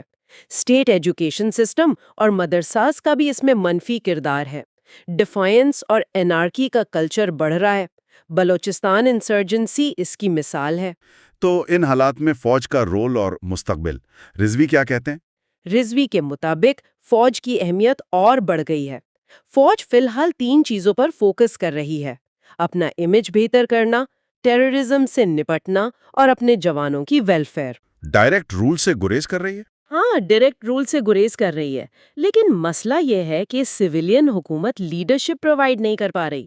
فوج کچھ ایریاز میں سویلین مداخلت بالکل برداشت نہیں کرتی، جیسے فوج کی انٹرنل آرگنائزیشن، اس کے بزنس انٹرسٹس۔ کچھ ایریاز میں وہ شیئرڈ ڈیسیژن میکنگ چاہتی ہے، ڈیفنس بجٹ، فارن پالیسی، خاص کر India, Afghanistan, U S, nuclear programme اور کاؤنٹر ٹیررزم آپریشنز۔ اس میں وہ کمپلیٹلی آٹونومس ہے۔ اگر حالات خراب ہوتے ہیں تو فوج کے پاس آپشنز ہیں: موجودہ حکومت کو سپورٹ کرنا، پریشر ڈالنا، ریپلیس کروانا، یا پھر آخری حل ڈائریکٹ ٹیک اوور۔ اس فیصلے میں کیا اہم ہوگا؟ فوج کی اپنی اندرونی یکجہتیاں بہت اہم ہوں گی۔ رضوی کا نتیجہ یہ ہے کہ پاکستان فریگمنٹیشن کی طرف بڑھ رہا ہے، اندرونی خطرات زیادہ ہے۔ انٹرنیشنل کمیونٹی کا رول؟ مدد ضروری ہے، لیکن صرف سیکیورٹی میں نہیں، ہیومن اور سوشل ڈیولپمنٹ میں بھی۔ پھر بھی وہ امید رکھتے ہیں پوٹینشل ہے پاکستان میں سنبھالنے کا، اگر کوشش کی جائے۔ اس کے بعد چیپٹر 12 ہے security, soldiers and the state. Aqil Shah نے لکھا ہے، فوکس سول ملٹری ریلیشنز پر لگتا ہے۔ ہاں، شاہ کہتے ہیں کہ پاکستان کی سیاست پاتھ ڈیپینڈنٹ ہے۔ ماضی کے ڈیسیژنز نے مستقبل کے راستے ڈیفائن کر دیے ہیں، اور سب سے بڑا سٹرکچر سول ملٹری امبیلنس ہے، بہت گہرا ہے۔ اس کی روٹس کہاں ہیں؟ ملک کے بننے کے حالات، انڈیا سے کانفلکٹ، یو ایس سے الائنسز میں۔ شاہ کے لیے مرکزی مسئلہ بے قابو فوج ہے، آؤٹ آف کنٹرول آرمی، جو باقی تمام ایشو سے جڑا ہوا ہے۔ فوج غیر ذمہ دار ہے، ملک کے لیے بوجھ ہے۔ جی شاہ یہ الفاظ استعمال کرتے ہیں، فوج کا سیاست سے الگ ہونے کا دعویٰ صرف ظاہری ہو سکتا ہے۔ ان کے انسٹیٹیوشنل ہیبٹس انہیں پرانے رسپانس پیٹرنز کی طرف لے جاتے ہیں، جسے وہ گاربیج کین ماڈل کہتے ہیں۔ شاہ پھر مستقبل کے کیا امکانات دیکھتے ہیں سول ملٹری ڈائنامک کے حوالے سے؟ 3 سیناریوز؟ جی 3 ممکنہ سیناریوز۔ پہلا، انسٹیبل ہائبرڈ رجیم۔ اس میں سیاست ڈیموکریسی اور آٹوکریسی کے بیچ پھنسی رہے گی۔ سویلین حکومت کمزور ہوگی، فوج کا دباؤ رہے گا، فوج پردے کے پیچھے سے انفلوئنس کرے گی۔ عدلیہ کا رول؟ اہم ہوگا لیکن انسٹیبلٹی بھی پیدا کر سکتا ہے۔ کوئی بڑا اکنامک کرائسس یا کراچی جیسا وائلنس فوج کو تبازات مداخلت کا موقع دے سکتی ہے۔ کیا سٹیبل ڈیموکریسی کا کوئی چانس ہے؟ یہ ان کا دوسرا سینیریو ہے۔ جی سٹیبل ڈیموکریسی۔ اس کے لیے ضروری ہے کہ ڈیموکریسی آہستہ آہستہ مضبوط ہو۔ کم از کم 2 پرامن انتقال اقتدار پیسفل پاور ٹرانسفرز ضروری ہیں۔ اس میں کس کا رول اہم ہوگا؟ سیاسی پارٹیوں کا، مڈل کلاس کا اور خود فوج کا۔ شاہ کہتے ہیں پی پی ایم ایل این کمزور ہیں لیکن فوجی پریشر سروائیو کر گئے ہیں۔ پارلیمنٹ نے پروگریس کی ہے۔ چارٹر آف ڈیموکریسی پر عمل ضروری ہے۔ اسلامسٹ پارٹیز کا خطرہ؟ Middle class? اسلامسٹ پارٹیز کا الیکٹرول تھریٹ کم ہے اگر الیکشن فیئر ہوں۔ ان کا اصل اثر فوج کی سپورٹ سے ہے۔ مڈل کلاس کا رول کمپلیکس ہے۔ وہ ہمیشہ ڈیموکریسی کے ایلائے نہیں ہوتے، کبھی آرڈر کو ترجیح دے سکتے ہیں۔ اور سب سے کرٹیکل فیکٹر فوج۔ ڈیموکریسی کے لیے فوج کو کیا کرنا ہوگا؟ فوج کو نہ صرف بیہیویئرلی ایکشنز میں بلکہ ایٹیٹیوڈنلی سوچ میں بھی سویلین کنٹرول قبول کرنا ہوگا۔ فوج کا اصل مسئلہ شاہ کے مطابق ٹیوٹیلری پروفیشنلزم ہے۔ ٹیوٹیلری پروفیشنلزم مطلب وہ غمنڈ کے ہم گارڈین ہیں؟ جی کہ وہ اسٹیٹ کے گارڈین ہیں اور بہتر جانتے ہیں۔ فوج کو سمجھنا ہوگا کہ وہ قانون سے بالاتر نہیں۔ پاکستان میں سویلین کنٹرول کے میکانزمز کمزور ہیں۔ این ایس سی جیسی تجاویز غلط ہیں۔ جیو پالیٹکس کا اثر انڈیا سے صلح؟ جیو پالیٹکس فوج کے رول کو مضبوط کرتی ہے۔ 1971 کی شکست بھی فوج کو کنٹرول نہ کر سکی۔ انڈیا سے صلح مشکل لگتی ہے کیونکہ کانفلکٹ فوج کی امپورٹنس برقرار رکھتا ہے۔ اور تیسرا سینیریو؟ Military autocracy. تیسرا ہے انسٹیبل ملٹری آٹوکریسی یعنی ڈائریکٹ فوجی کو۔ شاہ کہتے ہیں کہ ڈومیسٹک اور انٹرنیشنل فیکٹرز شاید اسے روکیں۔ فوج بھی اب پردے کے پیچھے رہنا پریفر کرتی ہے۔ عوام سپورٹ کرے گی کو؟ ضروری نہیں۔ عوام کا ٹرسٹ واپس آ سکتا ہے لیکن ضروری نہیں وہ کو سپورٹ کریں۔ سول سوسائٹی مزاحمت کر سکتی ہے، بیرونی دباؤ شاید روکے، لیکن یو ایس کا پریگمیٹزم فوج کو سپورٹ بھی کر سکتا ہے۔ بن لادن ریڈ کا اثر؟ سافٹ کو۔ بن لادن ریڈ نے فوج کو ذلیل کیا لیکن فوج نے پریشر ایبزارب کر لیا۔ ڈائریکٹ کو مشکل لگتا ہے۔ سافٹ کو کا ذکر ہوتا ہے جیسے بنگلہ دیش میں ٹرائی کیا گیا لیکن وہ ناکام تجربہ تھا۔ تو شاہ کا فائنل کنکلوژن کیا ہے؟ شاہ کا نتیجہ یہ ہے کہ مستقبل قریب میں شاید مور آف دا سیم ہوگا، یعنی انسٹیبل ہائبرڈ رجیم کنٹینیو کرے گا، انڈیا فوکس جاری رہے گا، ملیٹنسی فوج کے رول کو بڑھائے گی۔ لمبے عرصے میں تبدیلی کیسے آئے گی؟ سویلین اور ملٹری دونوں کو قانون کی بالادستی پر متفق ہونا ہوگا، فوجی مائنڈ سیٹ بدلنا ہوگا، اور اس سفر میں ڈیموکریسی ایک ضروری پہلا قدم ہے۔ بالکل۔ آخر میں chapter 13 looking at the crystal ball, یہ ہلری سیناٹ نے لکھا ہے، ایک برٹش ڈپلومیٹ۔ وہ مستقبل کو کیسے دیکھتے ہیں؟ سینٹ ماضی کو سمجھنے پر زور دیتے ہیں لیکن خاص طور پر پچھلے 7 سال کتاب لکھنے سے پہلے 2003-2010 کو دیکھتے ہیں۔ کہتے ہیں انہی ٹرینڈز کو آگے ایکسٹراپولیٹ کیا جا سکتا ہے۔ اس عرصے میں کیا نمایاں رہا؟ فوجی حکومت سے الیکشنز، نااہل سیاسی لیڈرشپ، فوج کی برقرار پاور، یو ایس پاکستان تعلقات میں اتار چڑھاؤ۔ سینٹ کہتے ہیں یہ 7 سال پاکستان کی کور ریالٹیز ظاہر کرتے ہیں۔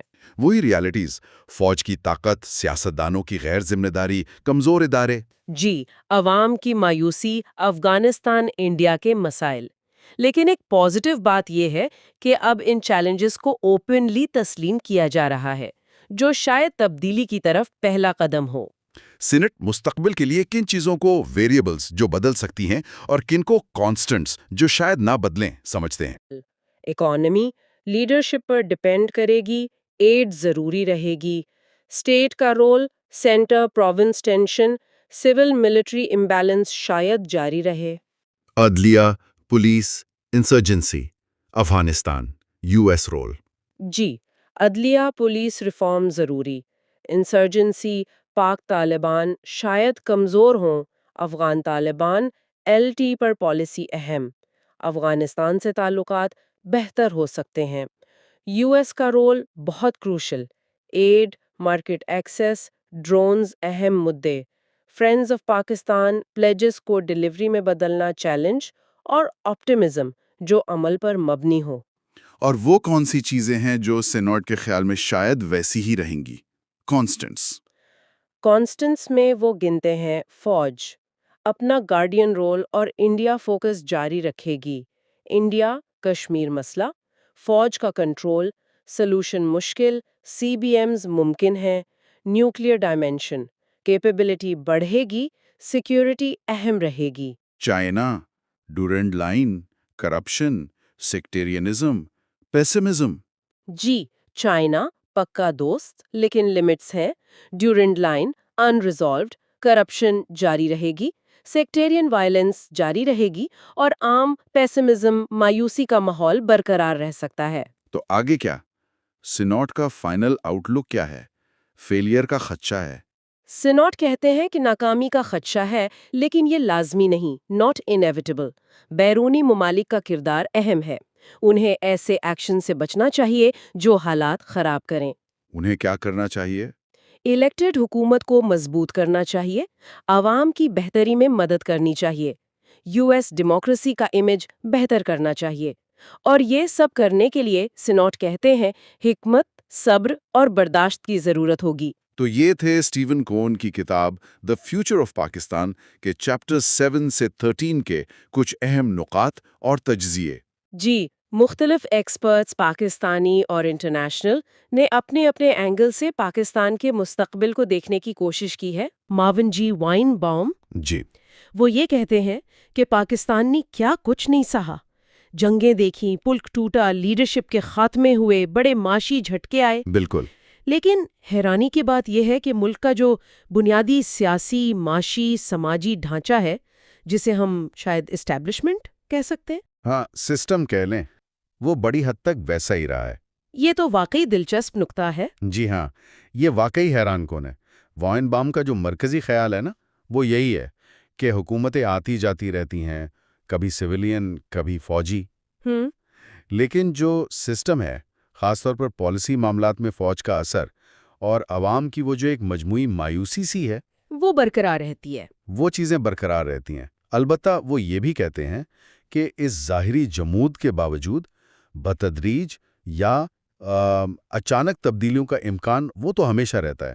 تو وہ کون سے فیکٹرز ہیں، کیا عوامل ہیں جو مصنف کے خیال میں اگلے سمجھے 5 سال میں پاکستان کے مستقبل پر اثر ڈال سکتے ہیں؟ مصنف نے انہیں 2 حصوں میں بانٹا ہے۔ پہلے ہیں ڈومیسٹک فیکٹرز، یعنی اندرونی عوامل۔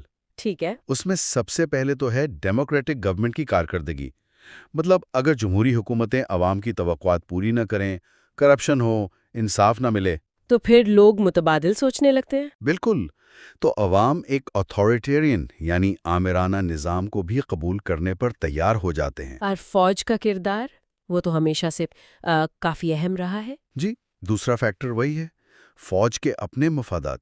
دیکھیں، فوج تاریخی طور پر سیاستدانوں کو نااہل سمجھتی رہی ہے، اور اپنے ادارہ جاتی مفادات اور مراد کے تحفظ کے لیے وہ مداخلت کرتی رہی ہے۔ صحیح۔ مصنف کے مطابق فی الحال فوج براہ راست اقتدار شاید نہیں چاہتی، لیکن اگر عوامی نظم و ضبط بہت بگڑ جائے تو وہ مداخلت کر سکتی ہے۔ معاشی اور سماجی مسائل کا بھی یقیناً ذکر ہوگا۔ یقیناً تیسرا فیکٹر وہی ہے، توانائی کی کمی، بے روزگاری، مہنگائی، پھر صحت اور تعلیم کی خراب صورتحال، یہ سب عوام میں بے چینی پیدا کرتے ہیں۔ اور خاص طور پر جو نوجوانوں کی اتنی بڑی تعداد ہے۔ ہاں، وہ یوتھ بلج جسے کہتے ہیں، اور تیزی سے بڑھتی شہری آبادی، اربنائزیشن، یہ نئے چیلنجز ہیں۔ اور پھر پاکستان کا ایک آپ کہہ لیں پرانا مسئلہ، شناخت کے تضادات۔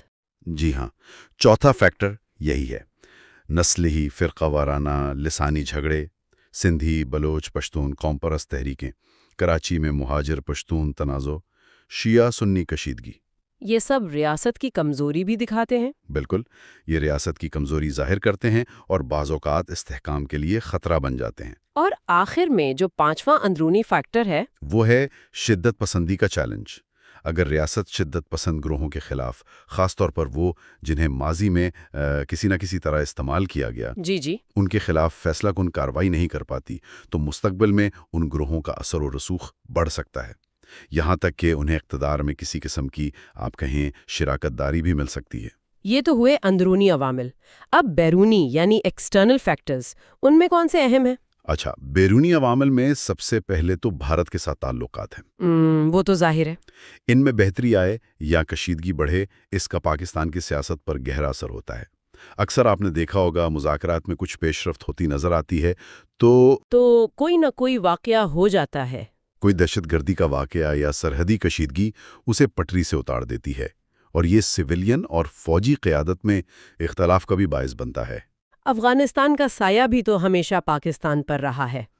دوسرا اہم بیرونی فیکٹر وہی ہے افغانستان کا تنازع۔ وہاں استحکام ہو یا عدم استحکام، اس کا براہ راست اثر پاکستان پر پڑتا ہے۔ خاص طور پر طالبان کے حوالے سے۔ جی، خاص طور پر اگر افغانی طالبان زیادہ طاقتور ہوتے ہیں تو اس سے پاکستانی طالبان کو حوصلہ مل سکتا ہے، جو پاکستان کے لیے ایک بڑا چیلنج ہے۔ اور امریکہ کے ساتھ تعلقات، وہ تو ہمیشہ ہی سے کافی پیچیدہ رہے ہیں۔ تیسرا فیکٹر وہی ہے، عوام اور حکمران طبقہ دونوں میں امریکہ پر شدید بداعتمادی ہے، ایک ٹرسٹ ڈیفیسٹ ہے۔ سازشی نظریات بھی بہت ہے۔ بہت زیادہ، کہ امریکہ پاکستان کو کمزور کرنا چاہتا ہے وغیرہ وغیرہ۔ لیکن دوسری طرف پاکستان دفاعی ساز و سامان، ٹریننگ، معاشی امداد، ان سب کے لیے امریکہ پر کافی انحصار بھی کرتا ہے، تو یہ ایک مشکل توازن ہے۔ ٹھیک، آخری بیرونی فیکٹر کیا ہے؟ عالمی معیشت کا اثر، عالمی معاشی بحران ہو یا IMF جیسے اداروں پر انحصار۔ اس سے حکومت پر دباؤ پڑتا ہے۔ جی، یہ حکومت کو ایسے فیصلے کرنے پر مجبور کرتا ہے جو عوام میں مقبول نہیں ہوتے، جس سے حکومت کے خلاف جذبات اور بڑھتے ہیں۔ تو ان تمام اندرونی اور بیرونی عوامل کی روشنی میں وائن بام نے مستقبل کے کچھ ممکنہ منظرنامے یعنی 6 سیناریوز پیش کیے ہیں۔ جی ہاں، ان میں سب سے زیادہ امکان پروبیبلٹی کس چیز کی بتائی گئی ہے؟ سب سے زیادہ امکان یعنی 60% انہوں نے فریجل ڈیموکریٹک سٹیٹ کا بتایا ہے۔ یعنی موجودہ جیسی صورتحال؟ ہاں، موجودہ جیسی نازک جمہوریت کا تسلسل جہاں ملک مشکلات سے گزرتا رہتا ہے۔ دوسرا بڑا امکان 40% وہ آتھارٹیرین سٹیٹ کا ہے۔ یعنی آمریت؟ جی، کسی ناکام سویلین حکومت کے بعد کسی آمرانہ، چاہے فوجی ہو یا سویلین قیادت کا سامنے آنا۔ اور باقی سینیریوز؟ ان کے امکانات کم ہیں۔ باقی امکانات کم بتائے گئے ہیں، جیسے jihadist oriented state 20%، democratically progressive state 20%، radically distributive state 20% اور فریگمنٹڈ سٹیٹ۔ یعنی ملک کا مزید انتشار کا شکار ہونا؟ جی، اس کا امکان سب سے کم صرف 10% بتایا ہے۔ تو یہ امکانات ظاہر کرتے ہیں کہ مستقبل کافی غیر یقینی ہے۔ تو خلاصہ یہ ہوا کہ اس باب کا مول نقطہ یہ ہے کہ پاکستان کا جو نظام ہے وہ بحرانوں کو جھیلنے کی صلاحیت تو رکھتا ہے، مگر اس میں بنیادی تبدیلی لانا بہت مشکل ہے۔ بالکل، زیادہ امکان اسی مڈلنگ تھرو یعنی جیسے تیسے چلتے رہنے کا ہے، لیکن خطرات بھی موجود ہیں۔ اور قیادت کا کردار اہم ہوگا۔ قیادت کا کردار اہم ہوگا، لیکن ماضی کے تجربات بتاتے ہیں کہ بڑے لیڈرز بھی بنیادی تبدیلی لانے میں ناکام رہے ہیں۔ وکلا تحریک جیسی چیزوں سے کچھ امید پیدا ہوئی تھی، مگر نظام کی جڑیں بہت گہری ہیں۔ ٹھیک ہے، اب آگے بڑھتے ہیں chapter 15 population growth, urbanization and female literacy کی طرف۔ اس کی مصنفہ ہیں انیتا ایم وائس۔ جی، ان کا بنیادی استدلال یا آرگیومنٹ کیا ہے؟ انیتا وائس کا کہنا ہے کہ پاکستان کی ایک بڑی ناکامی یہ رہی ہے کہ اس نے اپنے عوام میں اور خاص طور پر خواتین میں مناسب سرمایہ کاری انویسٹمنٹ نہیں کی۔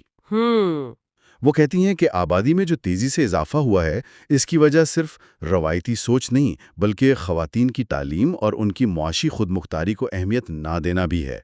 آبادی کے اعداد و شمار تو واقعی کافی سنجیدہ ہیں۔ جی ہاں، بہت سنجیدہ ہیں۔ پاکستان دنیا کا چھٹا بڑا ملک ہے اور جلد ہی 5واں بن جائے گا۔ اندازہ ہے کہ 2050 تک آبادی 335 ملین تک پہنچ سکتی ہے۔ اللہ، یہ تو بہت زیادہ ہے۔ جی، جس سے یہ دنیا کا چوتھا بڑا ملک ہوگا، اور یہ آبادی زیادہ تر دیہی علاقوں میں ہے، لیکن شہر، خاص طور پر کراچی جیسے بڑے شہر، بہت تیزی سے پھیل رہے ہیں۔ جس سے مسائل بھی بڑھ رہے ہوں گے۔ شدت مسائل، انفراسٹرکچر کم ہے، کچی آبادیاں، ٹریفک، آلودگی، یہ سب بڑھ رہے ہیں۔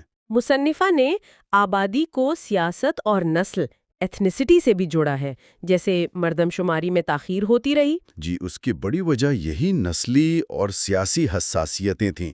مثلا بلوچستان میں پشتون مہاجرین کی تعداد کا سوال، کراچی کی آبادی اور وہاں MQM کے سیاسی مطالبات۔ پنجاب کا حصہ وفاق میں؟ بالکل، وفاق میں پنجاب کا حصہ، شہری اور دیہی نشستوں کی تقسیم، یہ سب بہت پیچیدہ معاملات ہیں۔ پھر نئے صوبوں کے مطالبات ہیں، سرائکی یا ہزارہ، فاٹا نظام، یہ سب اسی سے جڑے ہیں۔ اور خواتین کی صورتحال پر کیا تفصیلات بتائی گئی ہیں؟ مصنفہ بتاتی ہیں کہ روایتی طور پر عورت کو مرد کے ماتحت سمجھا جاتا ہے، خاندان کی عزت اس کے کردار سے وابستہ ہوتی ہے، پردہ یعنی جسمانی اور علامتی علیحدگی عام ہے۔ نقل و حرکت، موبلٹی کا کیا حال ہے؟ وہ ان کے طبقے اور علاقے پر منحصر ہے۔ غریب دیہی خواتین شاید زیادہ متحرک ہوں، لیکن سماجی حیثیت بڑھنے پر اکثر پابندیاں بڑھ جاتی ہیں۔ تعلیم اور معاشی شمولیت، اکنامک پارٹیسپیشن کے حوالے سے کیا صورتحال ہے؟ اور پر نوجوانوں میں یہ اچھی بات ہے۔ جی، 15 سے 24 سال کی عمر میں مردوں میں 79% اور خواتین میں 61% شرح خواندگی ہے۔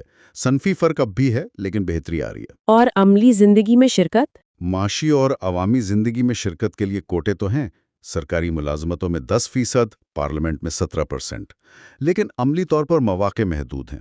رکاوٹیں کیا ہیں؟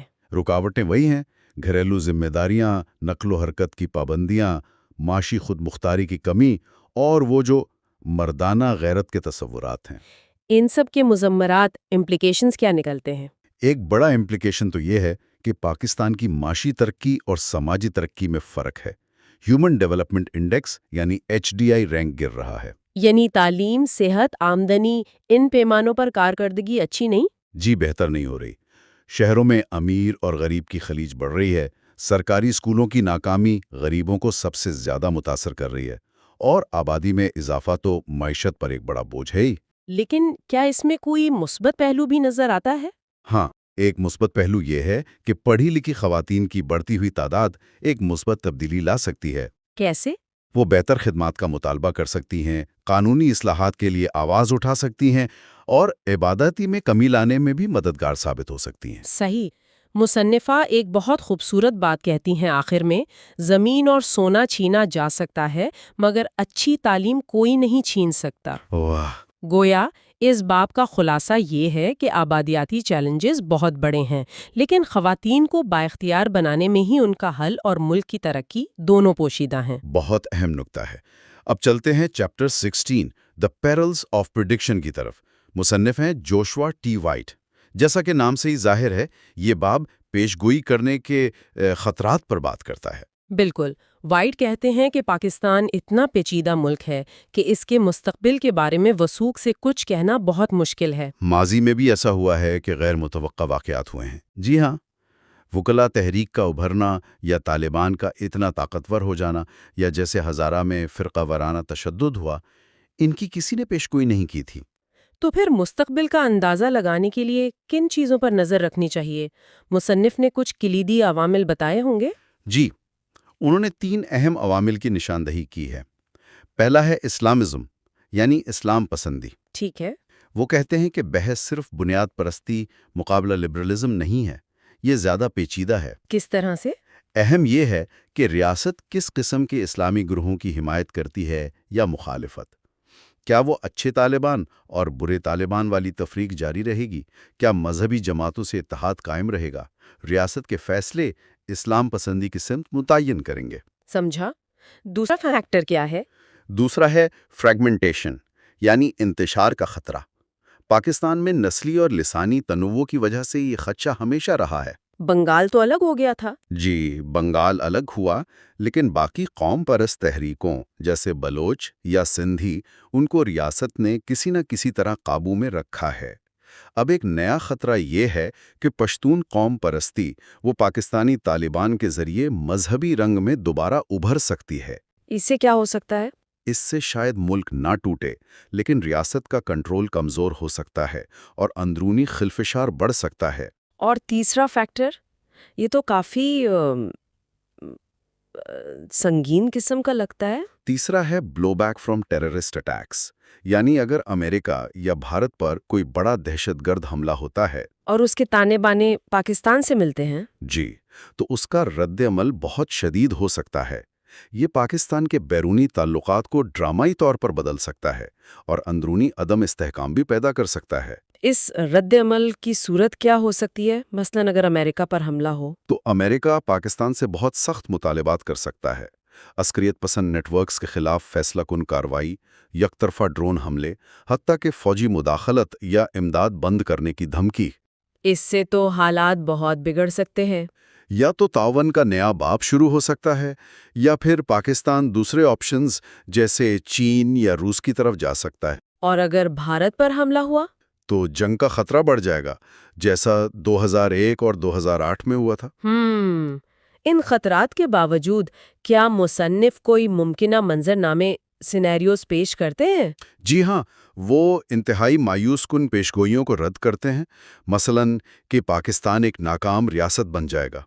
وہ اگلے 5 سے 7 سال کے لیے 3 سینیریوز پیش کرتے ہیں۔ کون سے؟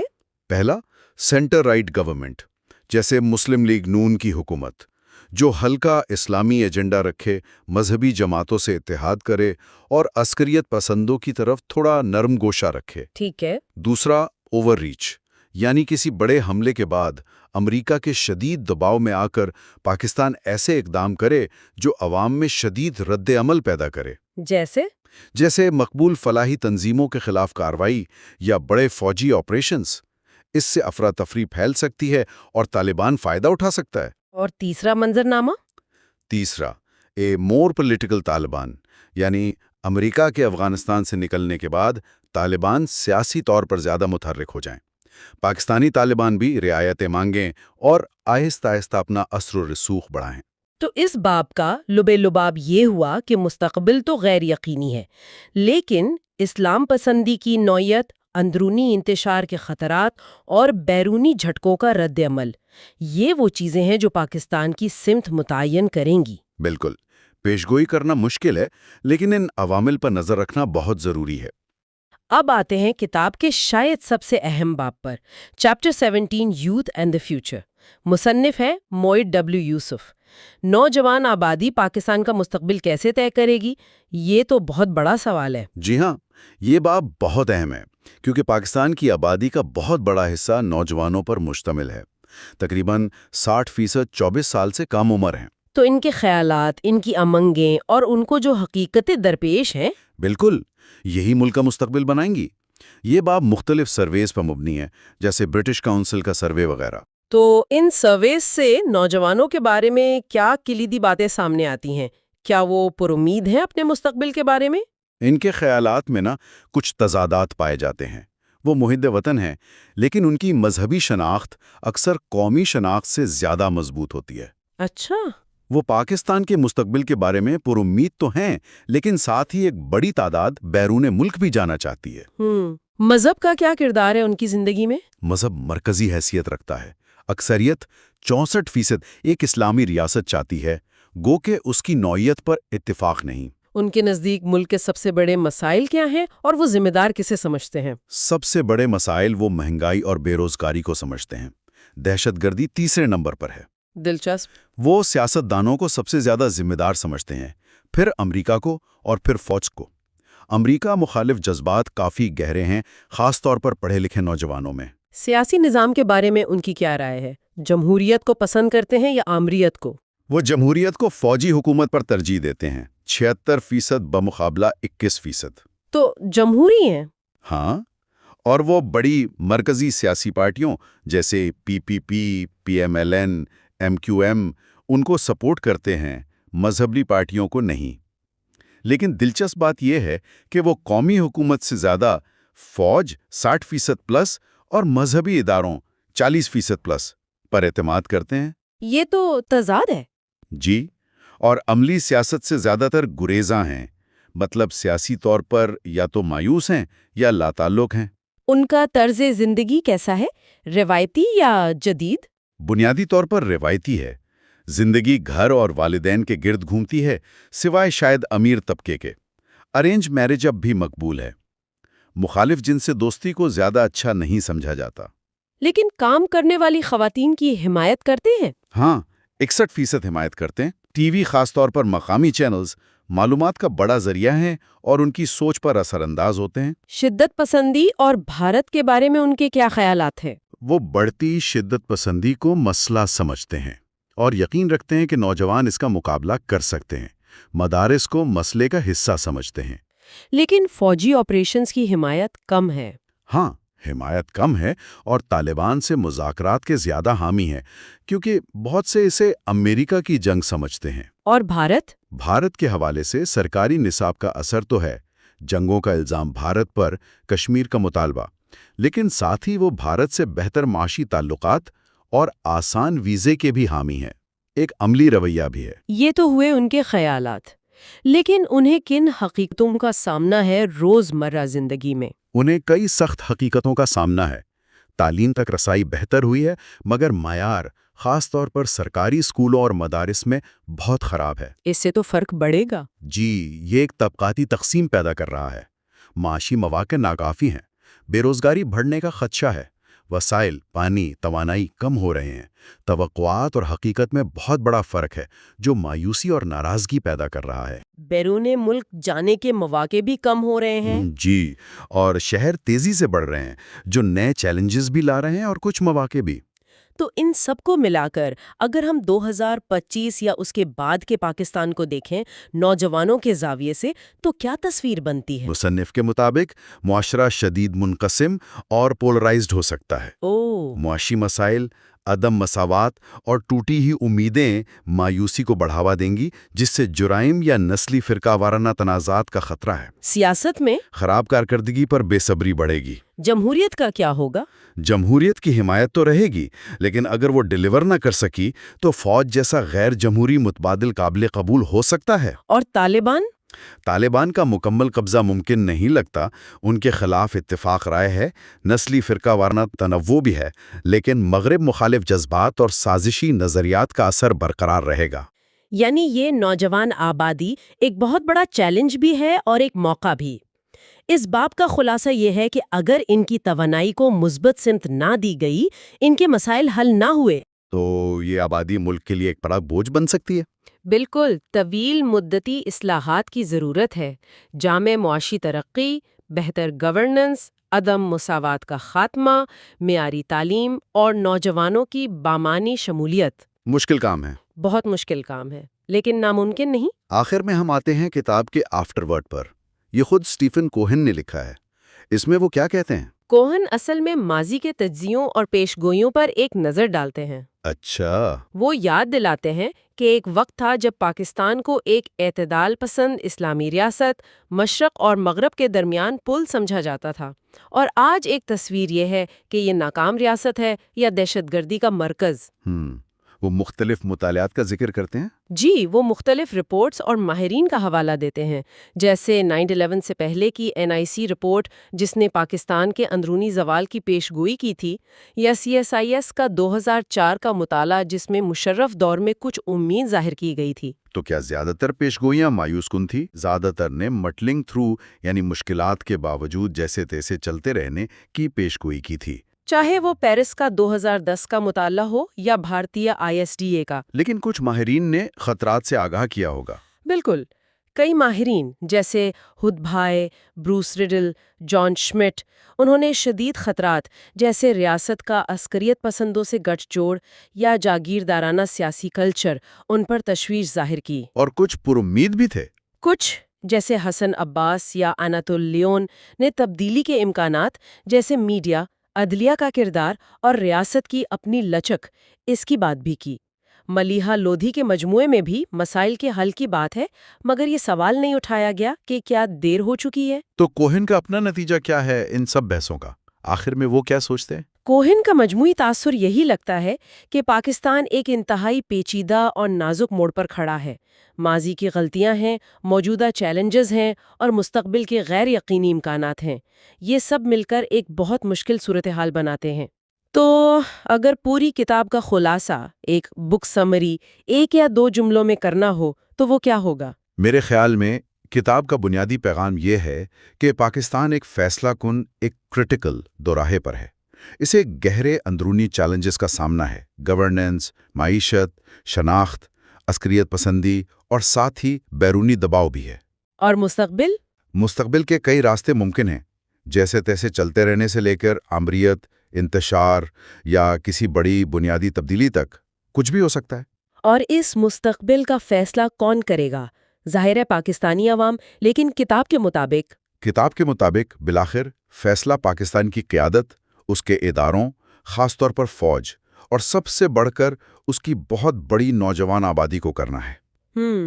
مایوس کن پیشگوئیاں بہت ہیں، لیکن کتاب یہ امید بھی دلاتی ہے کہ ملک میں لچک، ریزیلینس اور اصلاح کی صلاحیت موجود ہے، اگرچہ اس کے لیے غیر معمولی کوشش اور شاید بہت مشکل فیصلوں کی ضرورت ہوگی۔ اس گہرائی میں ہمارے ساتھ شامل ہونے کا بہت شکریہ۔ شکریہ۔ جاتے جاتے ایک سوال شاید ہم سوچنے کے لیے چھوڑ سکتے ہیں، جو کتاب کے مرکزی خیال سے ہی جڑا ہے۔ جی ضرور۔ کتاب میں جن چیلنجز کا ذکر ہے، ان کی جڑیں پاکستان کی تاریخ میں اتنی گہری ہیں، تو کیا ایسے میں کوئی بیرونی مدد، ایکسٹرنل ہیلپ، واقعی پاکستان کا رخ بدل سکتی ہے، یا تبدیلی کی کوئی بھی حقیقی، میننگ فل